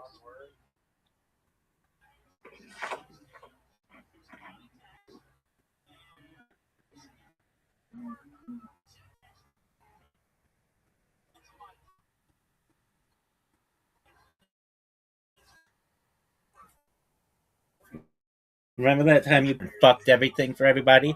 Pepperidge Farm remembers.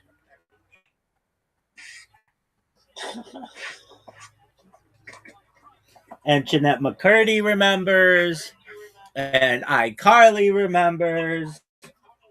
And Tom Selleck remembers. And Phil Rizzuto remembers. What is this bullshit? That's not a word. You shouldn't be able to play that if it's not a word. Ruder is a word. That's not a word. Everybody knows it's not a word. More rude than someone else. Oh, get out of here with that garbage, dog. Ruder Dog. than Dog. It's not a word. You're never going to convince me that that's a word. Ever.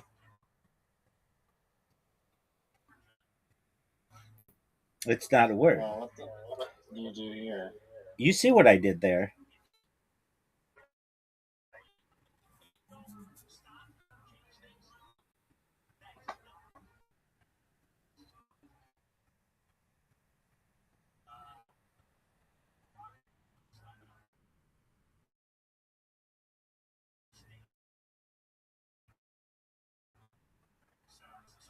Not a word.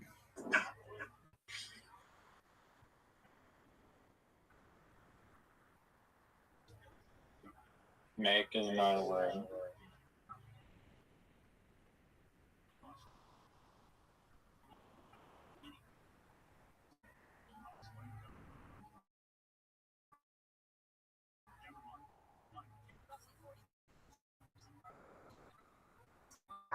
Yeah.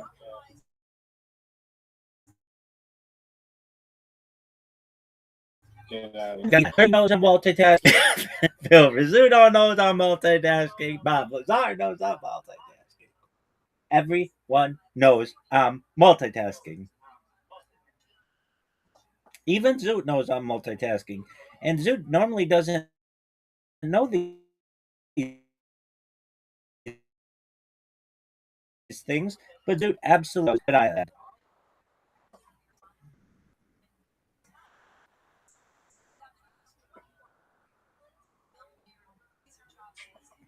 You want to play knit? You think knit's a good word to play?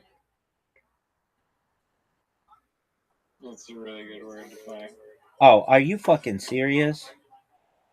Oh, I fucked myself. That's not a word. I fucked myself. Major, Not a word. major, English language. major league fucking. Maybe one of the biggest fuckings in the history of humankind.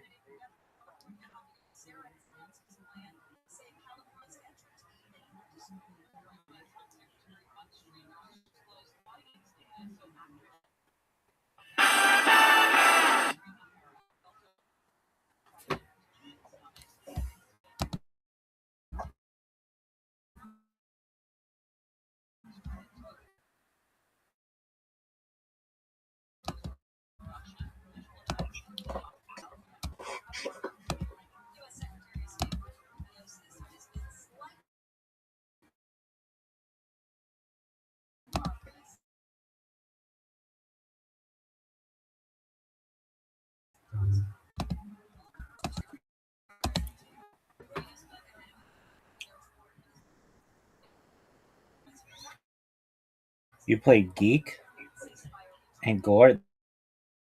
That's fucking. That's what. No one cares.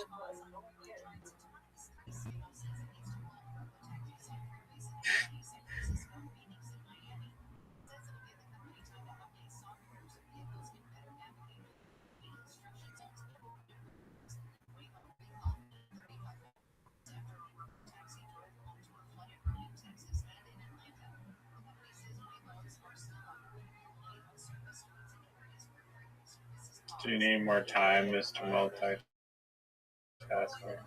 I would appreciate it.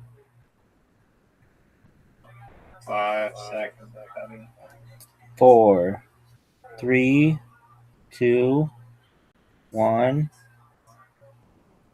Everyone knows that was just absolute bollocks.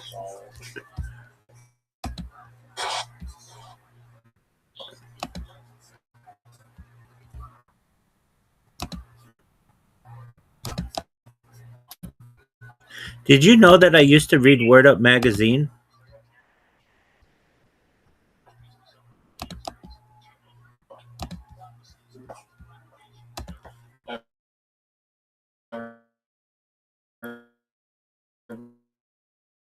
Everybody knows that.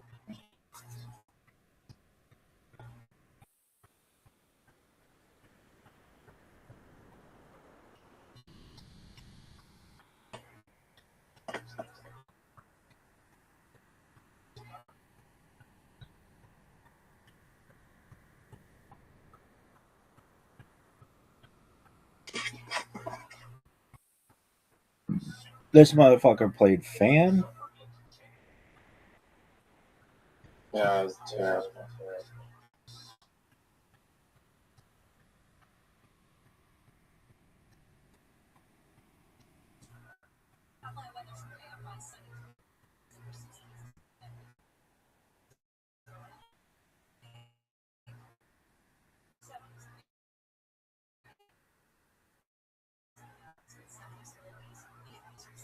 Are you fucking serious?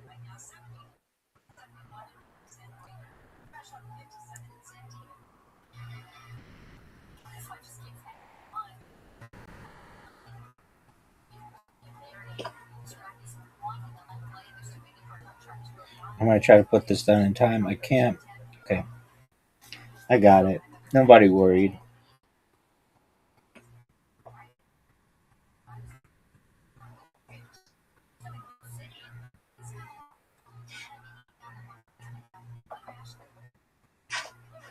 $16 for that?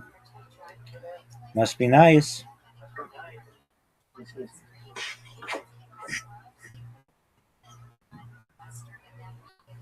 That's what they give to the best. Best. Sorry, I can't hear you. I use that word. I literally taught you that word. I invented that. I taught you that word.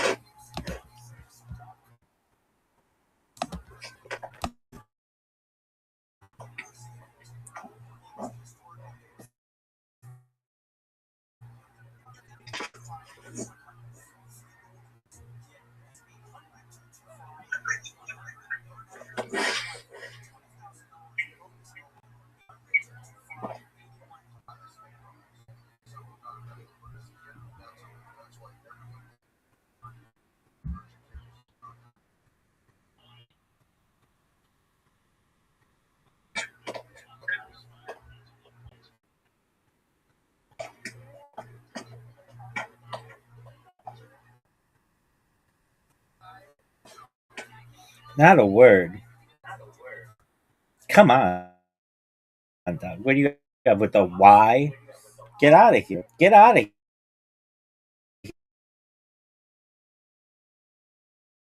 here. Already knows it's not a word. Tom Selleck knows it's not a word. James Gandolfini knows it's not a word. James Gandolfini's been dead for a decade. Oh, fuck that.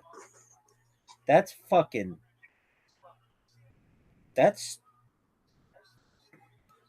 people at home don't even. You don't even want to know how much cheating is going. What's the score? How many things are left? 14. Yeah, that's garbage.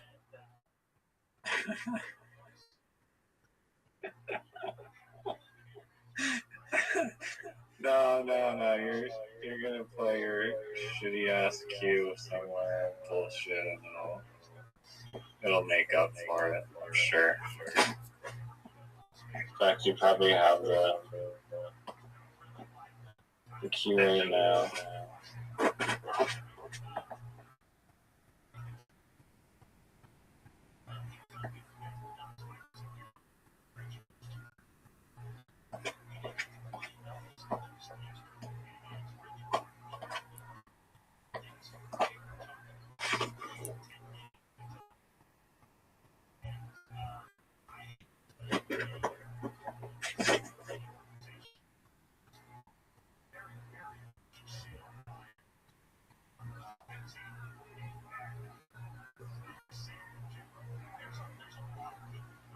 Probably staring down the barrel of the cue right now.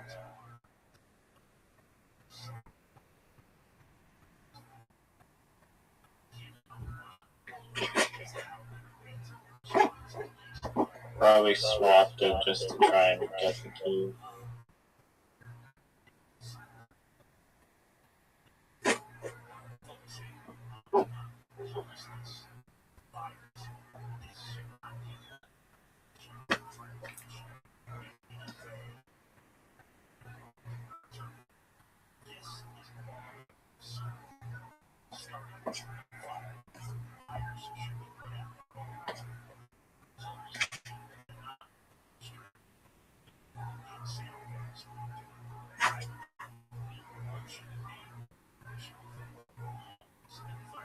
How many things are left?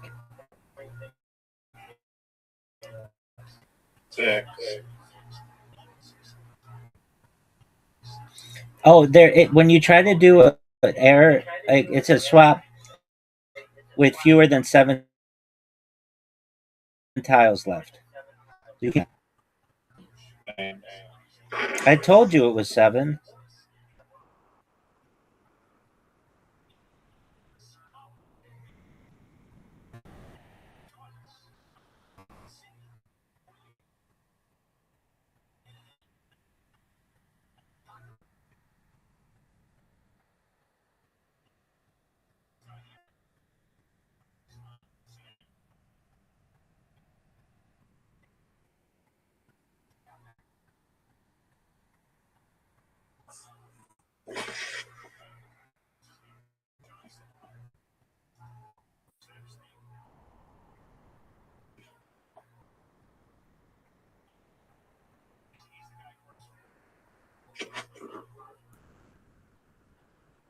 This game is so rigged.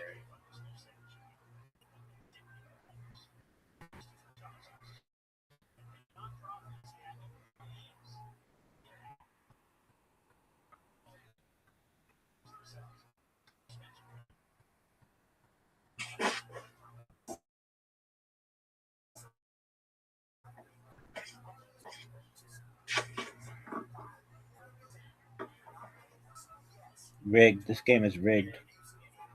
Everybody knows this game is rigged. Game is rigged. Yeah, in favor of you. Rigged. Everybody knows it's rigged. I know it's rigged. Jeanette McCurdy knows it's rigged. It's the worst. Martha Hill. Everybody knows it. D.I. Joel knows it's rigged.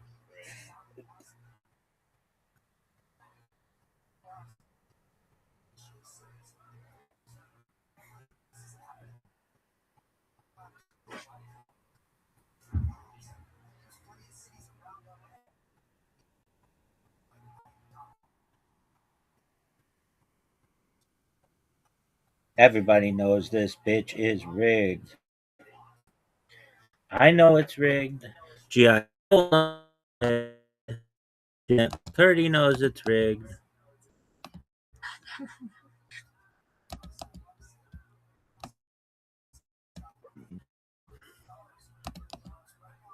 You may have been able to block me there. I don't know if you saw what I just played. Doug, nobody's paying attention to you. Queeze and ass, nobody cares. I don't care. Nobody cares. I'm not paying attention. I'm busy. KTFO. KTFO. KTFO. That's not what a KTFO is. A KTFO is when you frustrate the other person so much that they quit. That's a KTFO. Do you see that I quit? Do the kids at home see that I quit? No, because I don't quit. I'm the greatest person ever. Doug, anybody who's watching my stream right now knows that I am multitasking. How many blogs did you create in the last hour? I'll wait. How many blogs did you... I want to know the answer. How many blogs did you create in the last hour? I want to know the answer. I want to know the answer. The people at home demand to know the answer. Depends how you define blogs. How many blogs did you create? I want to know. The people at home demand to know. One. And from my definition of a blog, I've created thousands. Incorrect. No, it's true. I've created thousands. I define blog as a published word, and therefore I've created thousands. There we go. All right. I'm almost done. I'm 1 away from my 100th win. You're not even close to it. You're not.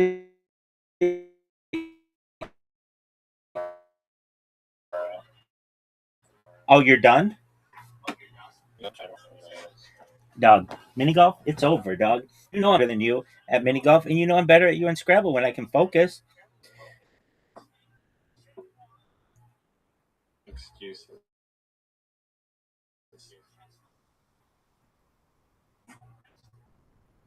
What plans tonight? Host advantage. Oh, nice. It's a good hole. This hole sucks. This is one of the worst holes in the history of holes. Nice shot. Oh, no. Nice shot, big dog. I have to practice this one again. Your shitty shot screwed up my shot.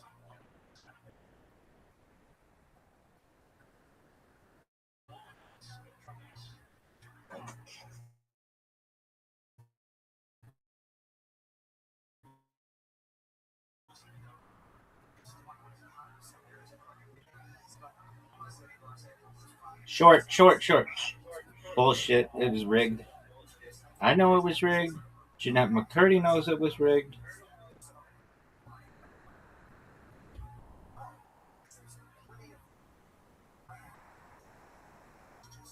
Look how good this shot is, though. Everybody's watching it. Are you fucking serious?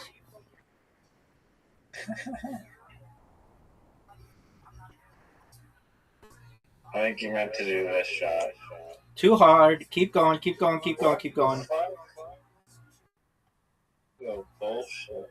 I bet you don't have the balls to do that shot. But I just strain the water.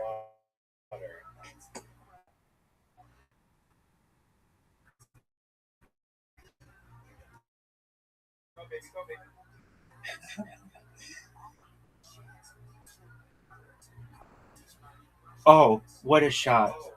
Oh, One of the greatest shots we've ever seen. You're fucked now, son.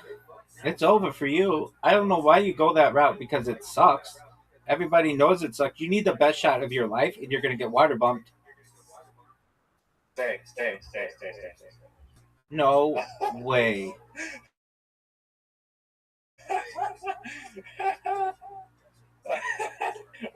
I've never seen a ball there. I'm going to screenshot that. I love it. I love it. That was crazy. That was wild, dog. We've never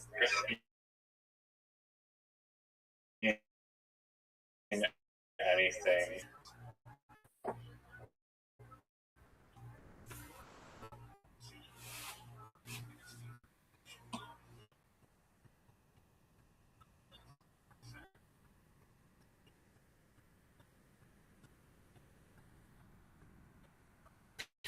Get there. Oh.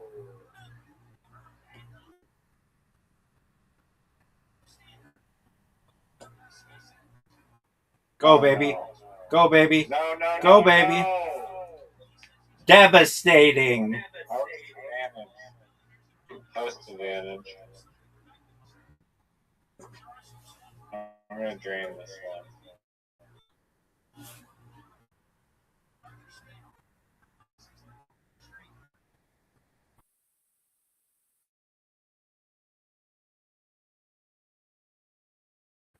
That's a miss. Oh. It's an obvious miss. And now the pressure's on. The pressure's on. They're measuring me for the green jacket, baby. It's over. It's over. It's 1v1. Catch me. He's KTFO'd, baby. This motherfucker is KTFO'd. Host advantage. Look at this shot, big dog. Look at this shot.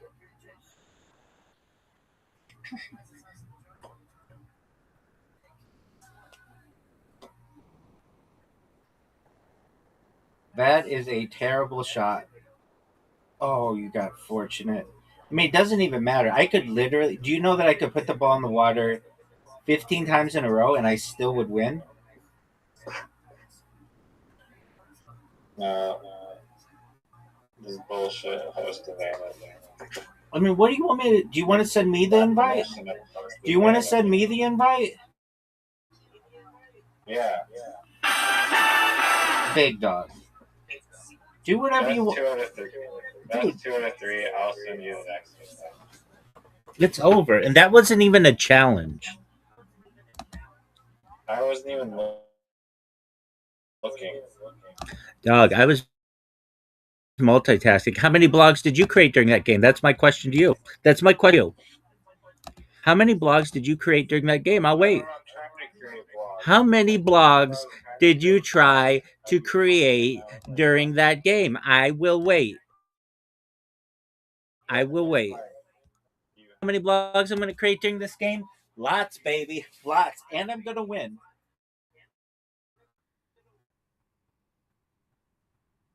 Are you going to join? Hey, I'm here, baby.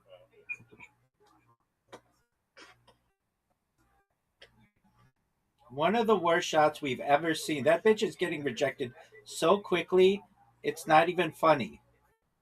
Oh, my lord. Any true player this game knows, stop, that I just hit one of the greatest shots in the history of the game. Don't even try, dog. You know how look at all those arrows. Look at your No, fuck. wait, Oh, your finger slipped. No, I'll let you go again. I'll let you go. Undo it. Okay, so I'm gonna miss this shot. We don't even play it like this. Your finger slipped, dude. Now you have a shot at the hole. No, I don't. The ball is still blocked. Dude, this is bullshit, dog. This is bullshit.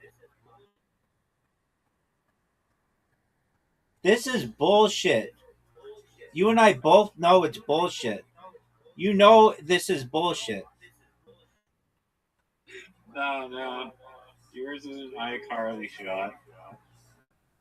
Your finger slipped and you want me to give you the fucking another That's chance? Rejected. That's getting rejected. Dog, No, you straight up that's cheated getting in this rejected. game. You straight up cheated. Oh. Pressure's on. Nope, that's a miss. Dog, you fucking cheated. You and I fucking... Because you asked me, you said my finger slipped. And then you fucking... Dog, you know that you cheated? Dog, I don't even want to hear it. I don't even want to hear it.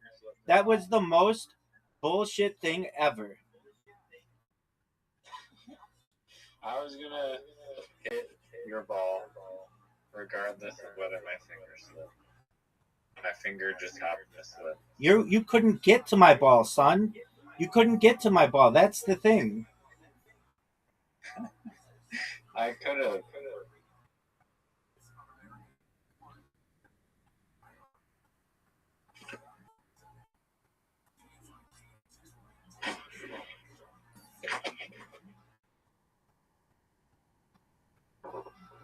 You think that's gonna stop me? Are you going? That's gonna stop me? It's not gonna stop me. iCarly.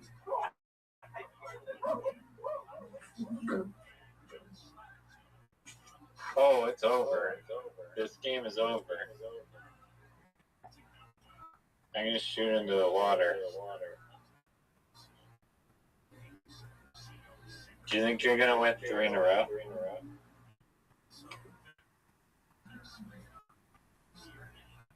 Easily. Do you think that was a good shot? I think it was one of the best shots you've ever seen on this hole. In. Get in. Are you fucking serious? Give me this. Don't call it a comeback. I've been here for years. It was all a dream. I used to read Word Up magazine. This whole actually is disorientating. Disorientating is not a word. Disorienting is a word. Disorientating is not a word. That's a made-up iCarly word. You can play that in your game of literati while I'm multitasking. And Tom Selleck may think that's a word. Oh, that was the best shot.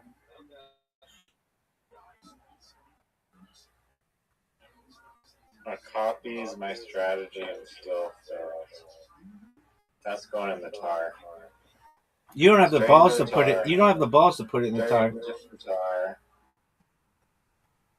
You have to hit one of the greatest shots in the history of this game. This is iCarly. Like, you know that you should be down 2 holes to 1.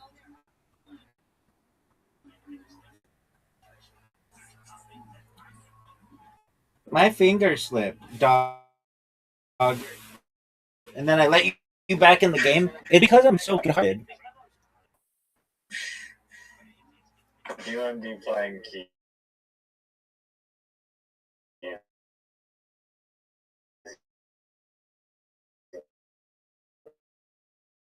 That was true. That's not English. Yeah, I know. QI isn't English, right? It's not.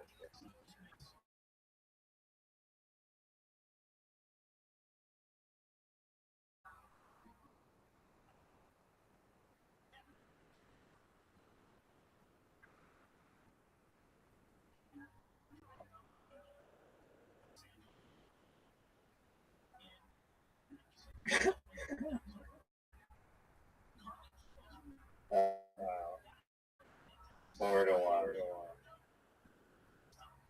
4-1. Dog, you know you cheated, dog. Everybody knows you cheated. I know you cheated. It's not thing, dog. Send me the fucking fight. I would have done the same thing. I would have just no helping people with their finger slips. correct. I hate this whole. Does it take skill?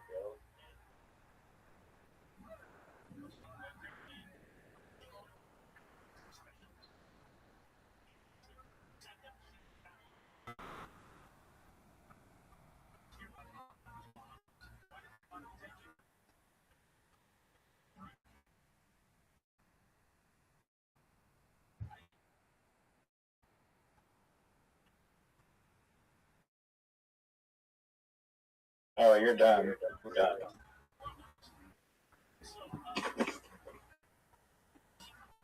Can't blame this one on the finger slipping. Yada yada yada. You're done. That's not a hole. That's not good. Are you fucking serious? Let's do it. Let's see it. Everybody.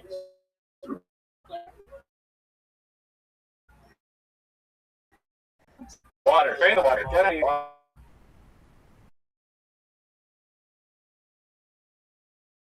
G.I. Joel knows it's water. Water.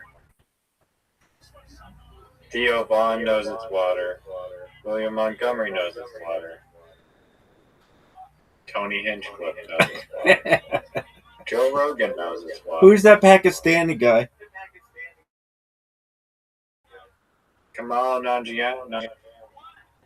So I'm going to use your own tactic against you. Cheat. Just straight up cheating. Fuck.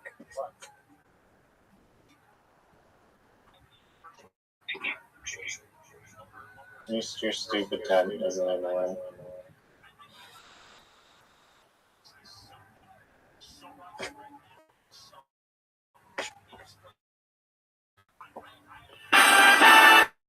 How many blocks he created?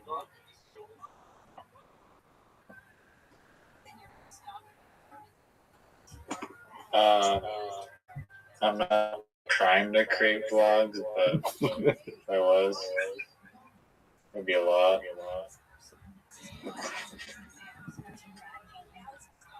This would be the greatest comeback in the history of the game. I just want everybody to know that.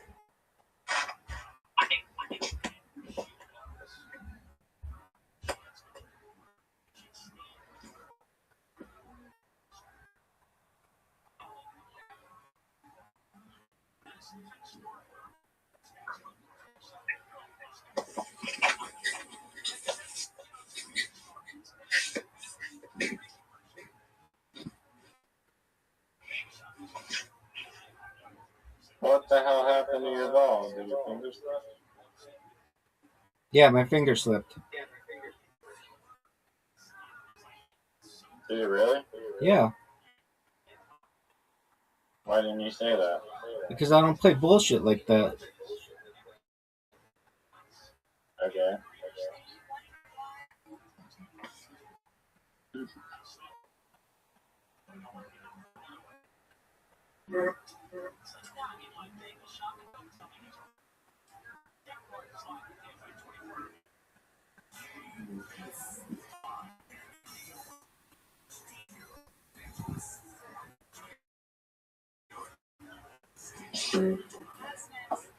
It's over for you. Yeah, play me best 3 out of 5. I mean, I already beat you 3 games, or two out of 3 games. Yeah, I beat you when it was straight up 1v1. You said beat me in one. And then you had your finger slip moment, and that's just been bullshit, and everybody knows it.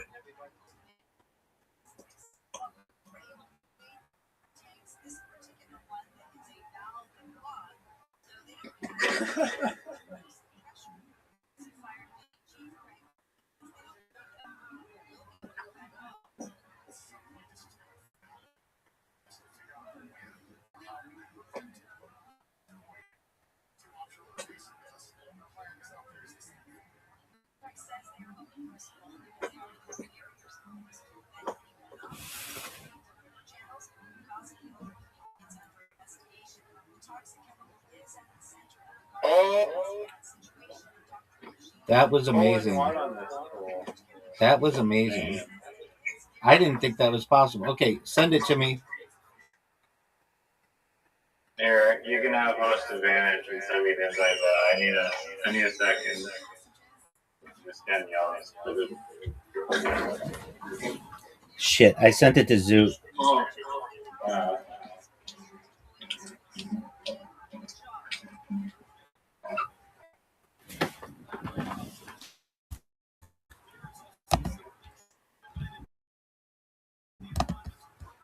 Give me a sec. Right. You lost three in a row in literati. 2 out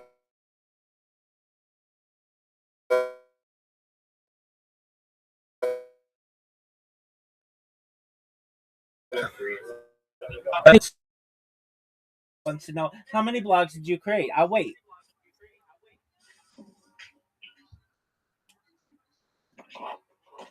That's such an arbitrary question. It's the best question in the history of humankind. Are you gonna go? That's the question that the world wants to know. Are you gonna go? Jafar Jackson wants to know, are you gonna go? Jeanette McCurdy wants to know, are you gonna go? Tom Selleck wants to know, are you gonna go? Bob Lazar wants to know, are you gonna go? Betty Ann Barney Hill want to know, are you gonna go? I will go in 1 second. Oh, now we have to wait 1 second for this motherfucker. And he's not even creating blogs, kids. If you're wondering at home, is he creating blogs? The answer to that is no.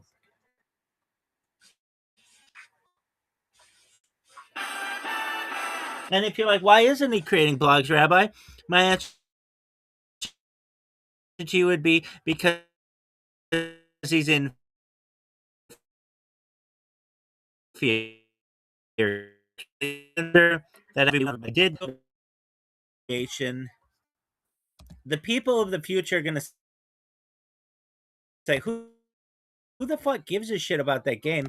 We care about the people. You've got your fucking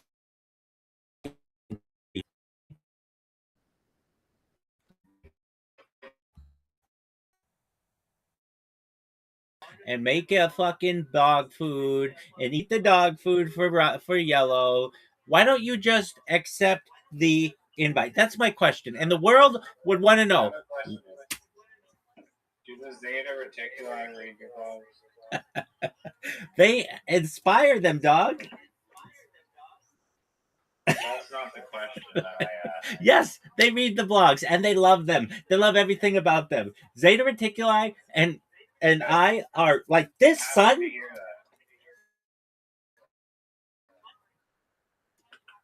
They just I get a gut feeling. Yo, dog, I've been fucking waiting on you. I don't.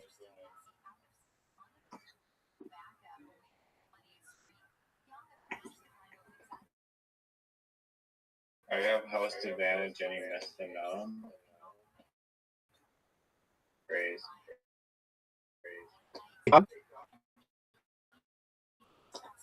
Better than your shot. I mean, I don't think so.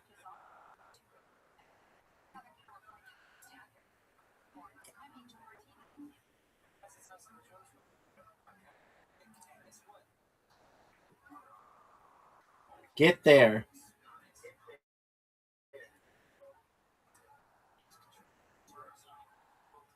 short, sand, sand.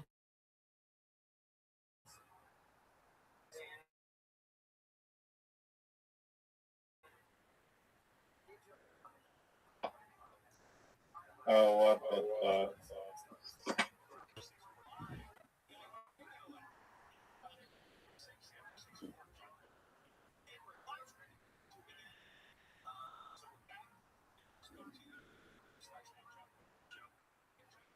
One of the greatest shots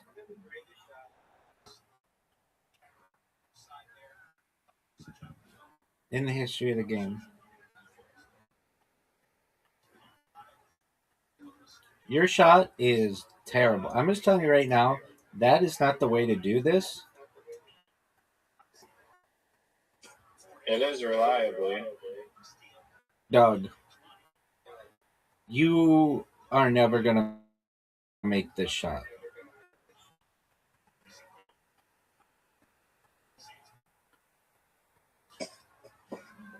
You got lucky. You got extremely, extremely lucky.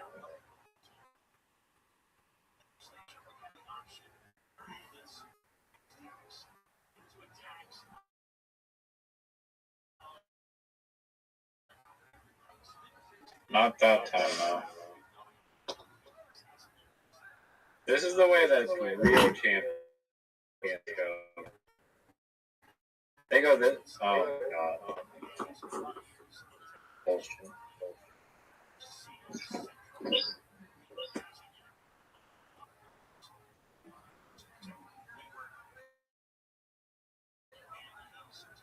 Oh wow, talk about host advantage. Baby, what do you want me to do about it?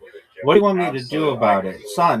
Son, what do you want me to do about it? You're done. It's over for you. That's done. Get out of here. Wasted shots. You're done.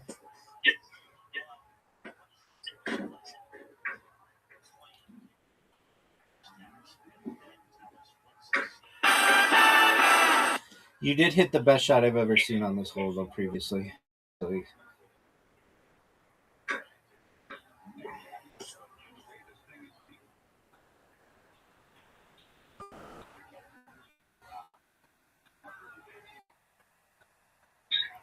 You got blown out. No, you got lucky. You got incredibly lucky.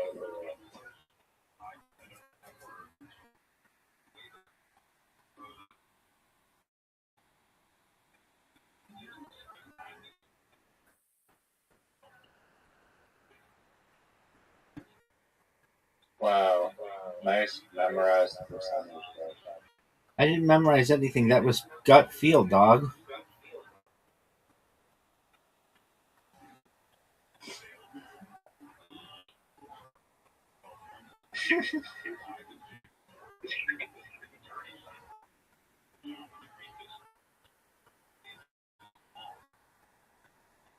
Look at this shot.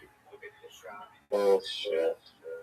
Dog. That was so lucky. I mean, it doesn't even matter at this point. So whatever. How didn't it hit that tree?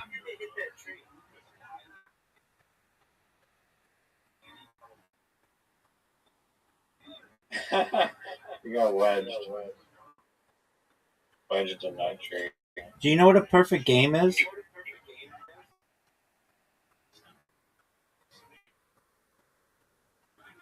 Camille Nanjiani knows what it is.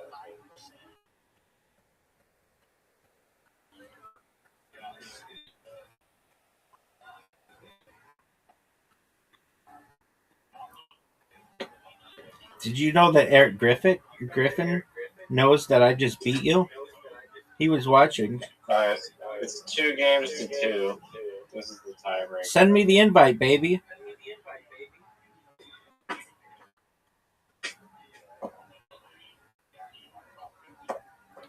Yo, are you gonna send the invite, or are you just gonna jerk yourself off raw? I sent it. Yo, this is bull. Okay, never mind. What is your bullshit statement? No, it's like bullshit. It is. a lot of bullshit. Host advantage.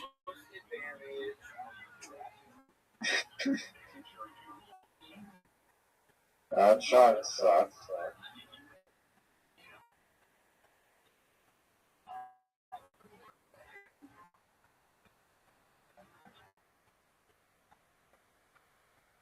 Stop. Stop.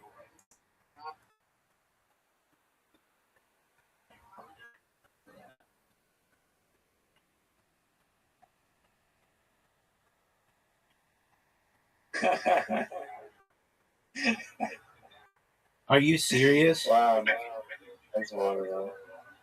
Get in the fucking. Oh my god. This is how G's ride from the north to the south to the east to the west.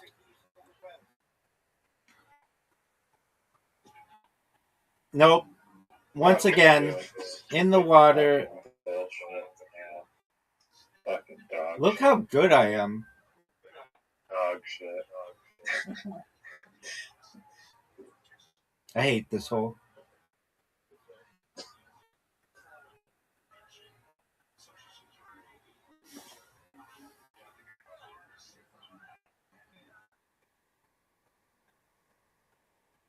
Hit that ball. Hit that ball, baby.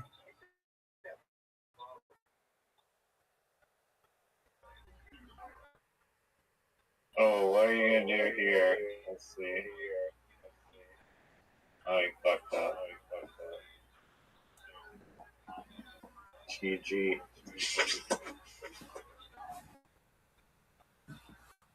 Uh-oh.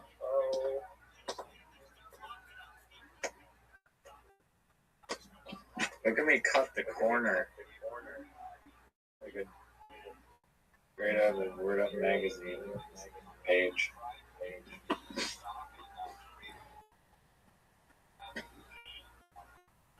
Why don't you water bump me? Because you don't have the balls. I was thinking about it.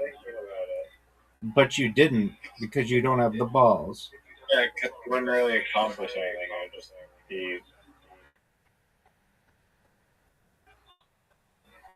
for nothing.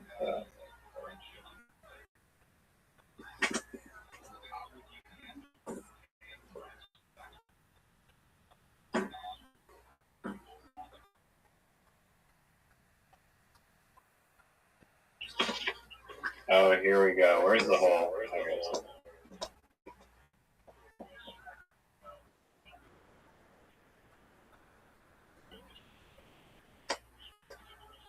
Fuck.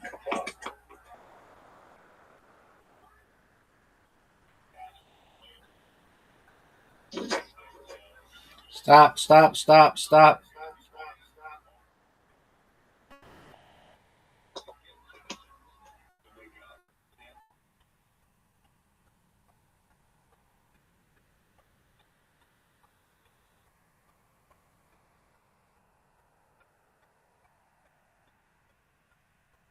Stop, stop, Fuck stop. you.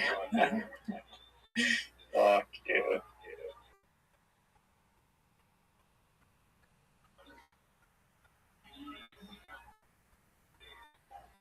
Oh my god, bullshit.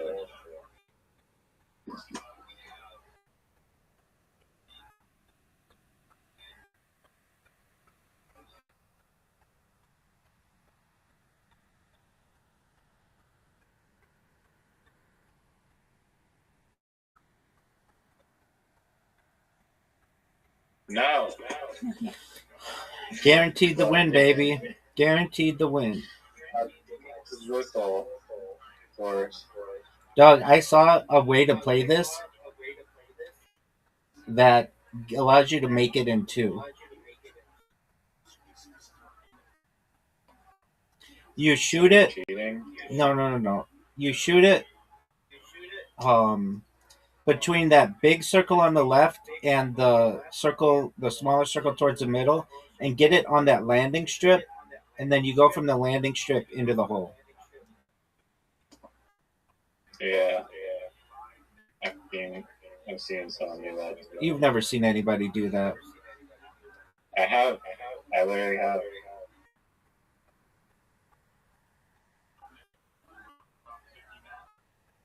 Stop, stop, stop, stop, stop. Devastating. Devastating. Dang.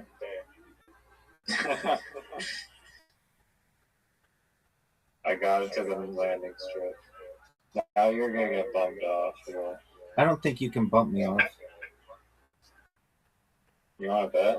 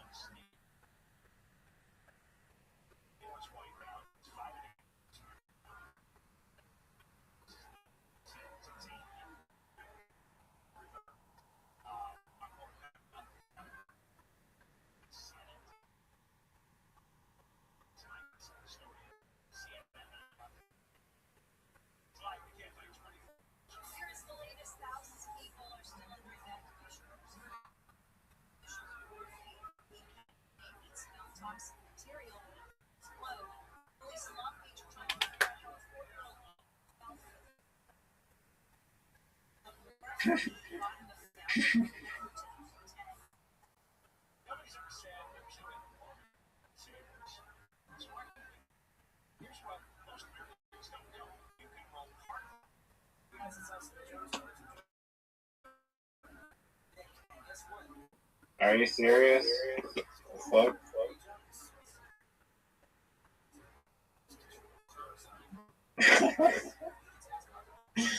Wow.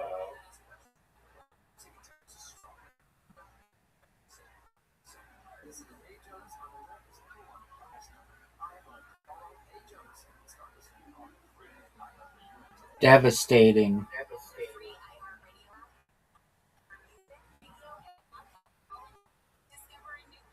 He has to make this shot, folks, or it's over. It's over. The champ's here. I'm not the greatest. I'm the double greatest. That was a joke. Doug, I won. That was a joke. Best of 5. The champ's here.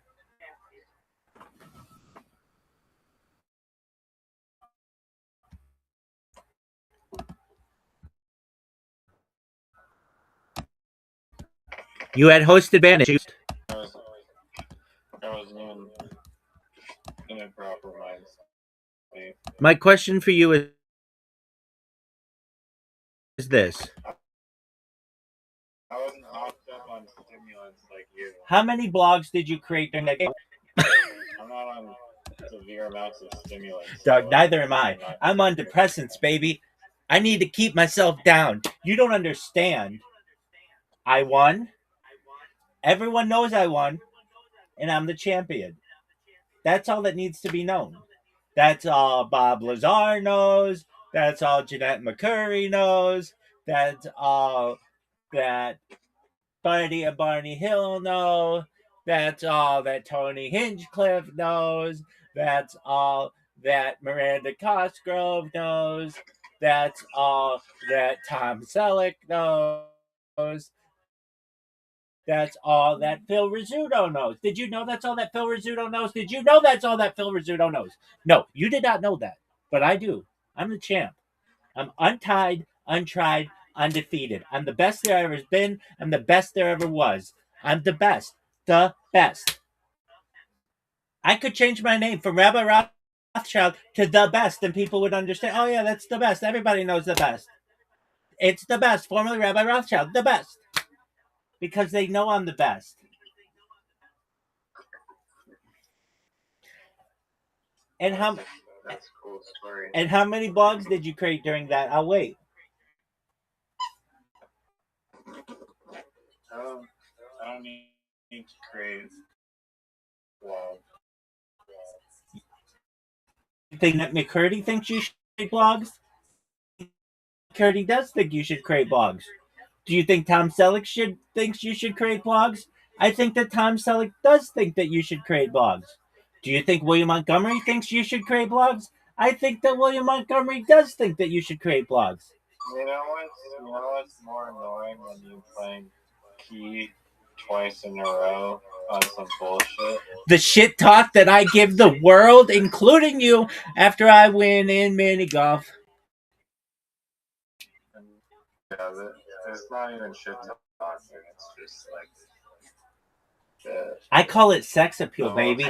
I just call it my aura. Each pattern known to man. It's sex appeal. Get over it. You'd be in a Hustler magazine if you had sex appeal.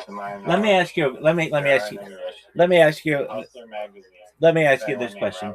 Let me ask you this question. Do you want to play again? Hey. Should there be a sexy rabbi calendar? Yeah, absolutely.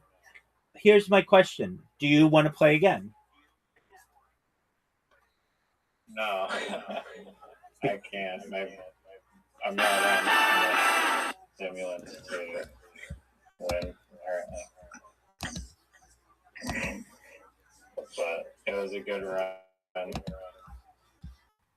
Maybe if Zoo comes in later.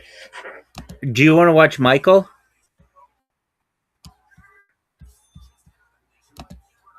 No. I watched Jafar Jackson when that biopic comes out, though. Wouldn't it be something if Jafar Jackson became bigger than Michael Jackson? He is in some circles. He needs his own biopic.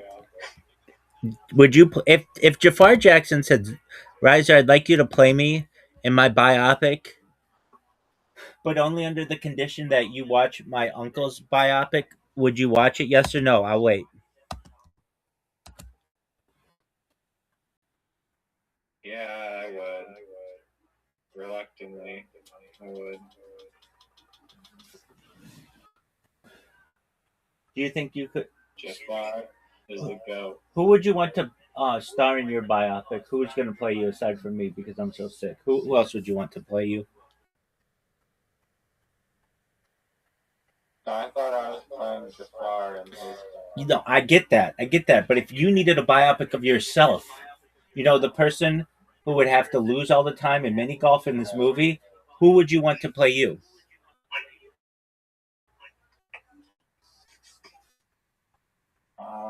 Seth Rogen. Okay, all right, I could see that. You're thinner than You're thinner than he is, though, so he'd have to lose some weight, right?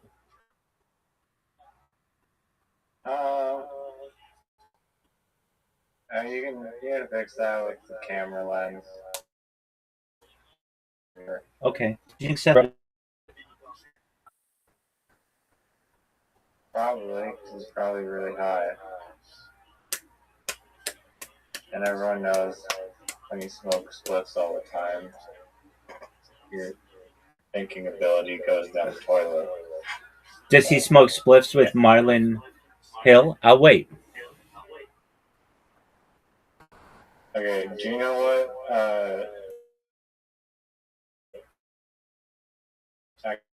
activity Seth Rogen is even known for? What would that be? Acting? All-knowing, omnipotent. I just said it. No.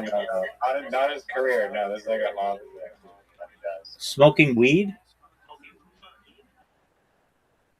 Yeah, no, that's not it. That's not an act.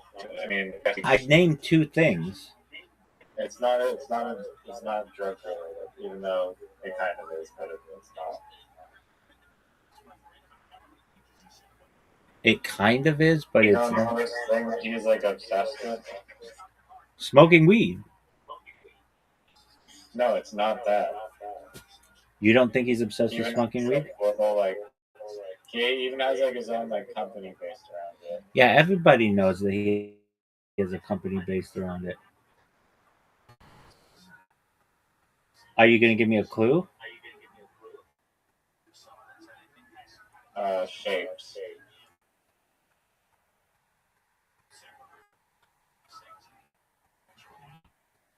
You're Googling. He has a beverage company. You're Googling. I'm not Googling anything. You're literally looking at a device. I'm looking at my screen. You're looking at a device What do you want? hidden behind the camera.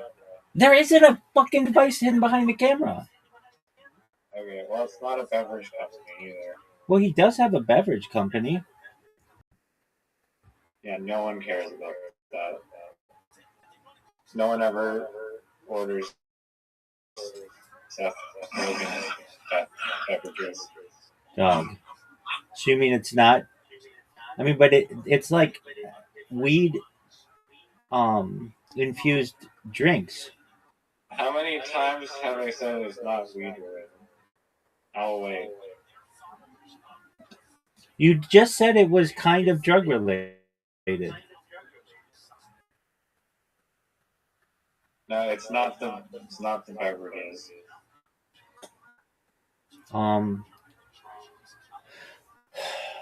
Well, I Do you mean, even know where Seth Rogen grew up? yeah, he grew up in Vancouver, dog. Everybody knows that. He Are you does. sure about that? Are you positive? I mean, I don't know Canada that well. He grew up in like around Vancouver.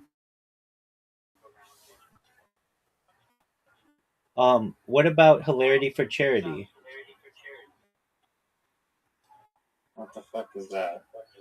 Everybody knows what this is. It's an organization he co-founded to raise awareness and funds for Alzheimer's disease research. Everybody knows that, dog. Organization? That's cool. I didn't say organization. I said organization.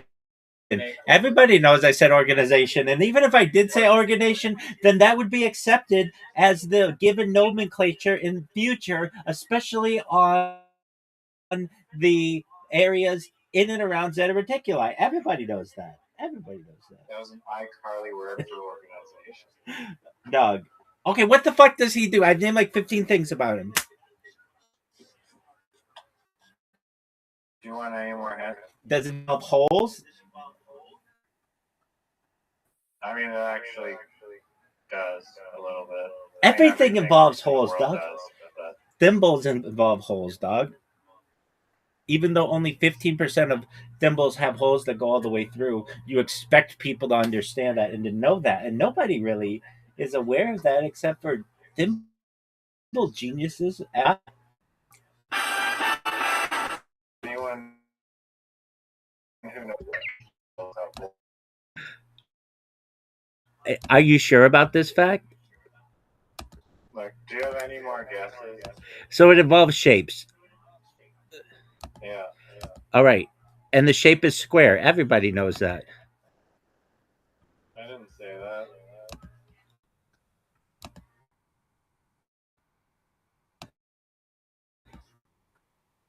Alright. Okay, well, clearly you don't know because you're not a Seth Rogen fan. Instagram. No one gives a fuck about his Instagram, and other people could be making vlogs. Maybe when there's a lookalike contest, you can enter, and then when Seth Rogen dies, you can swap lives with him. That's a cool story. What in the fuck is on his Instagram that's so cool? He likes to make pottery. Everybody knows that, but that doesn't involve shapes. Oh, you don't? The pottery is not shaped? What is pottery then? Do you think he's ever made a pot that's square shaped? I think so. In fact, It's probably made all types of shapes. yeah. And so why, when I said square, did you laugh at that? I mean, he probably does make these. I think he makes these like little joint holder things that are possibly squarish shaped. Okay. Is that the end of your story? Basically, yeah.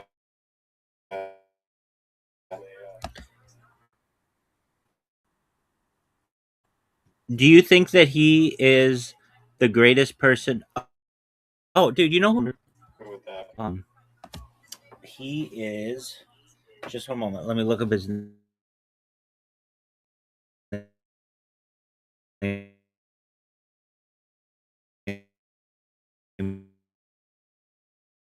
I forget. His name is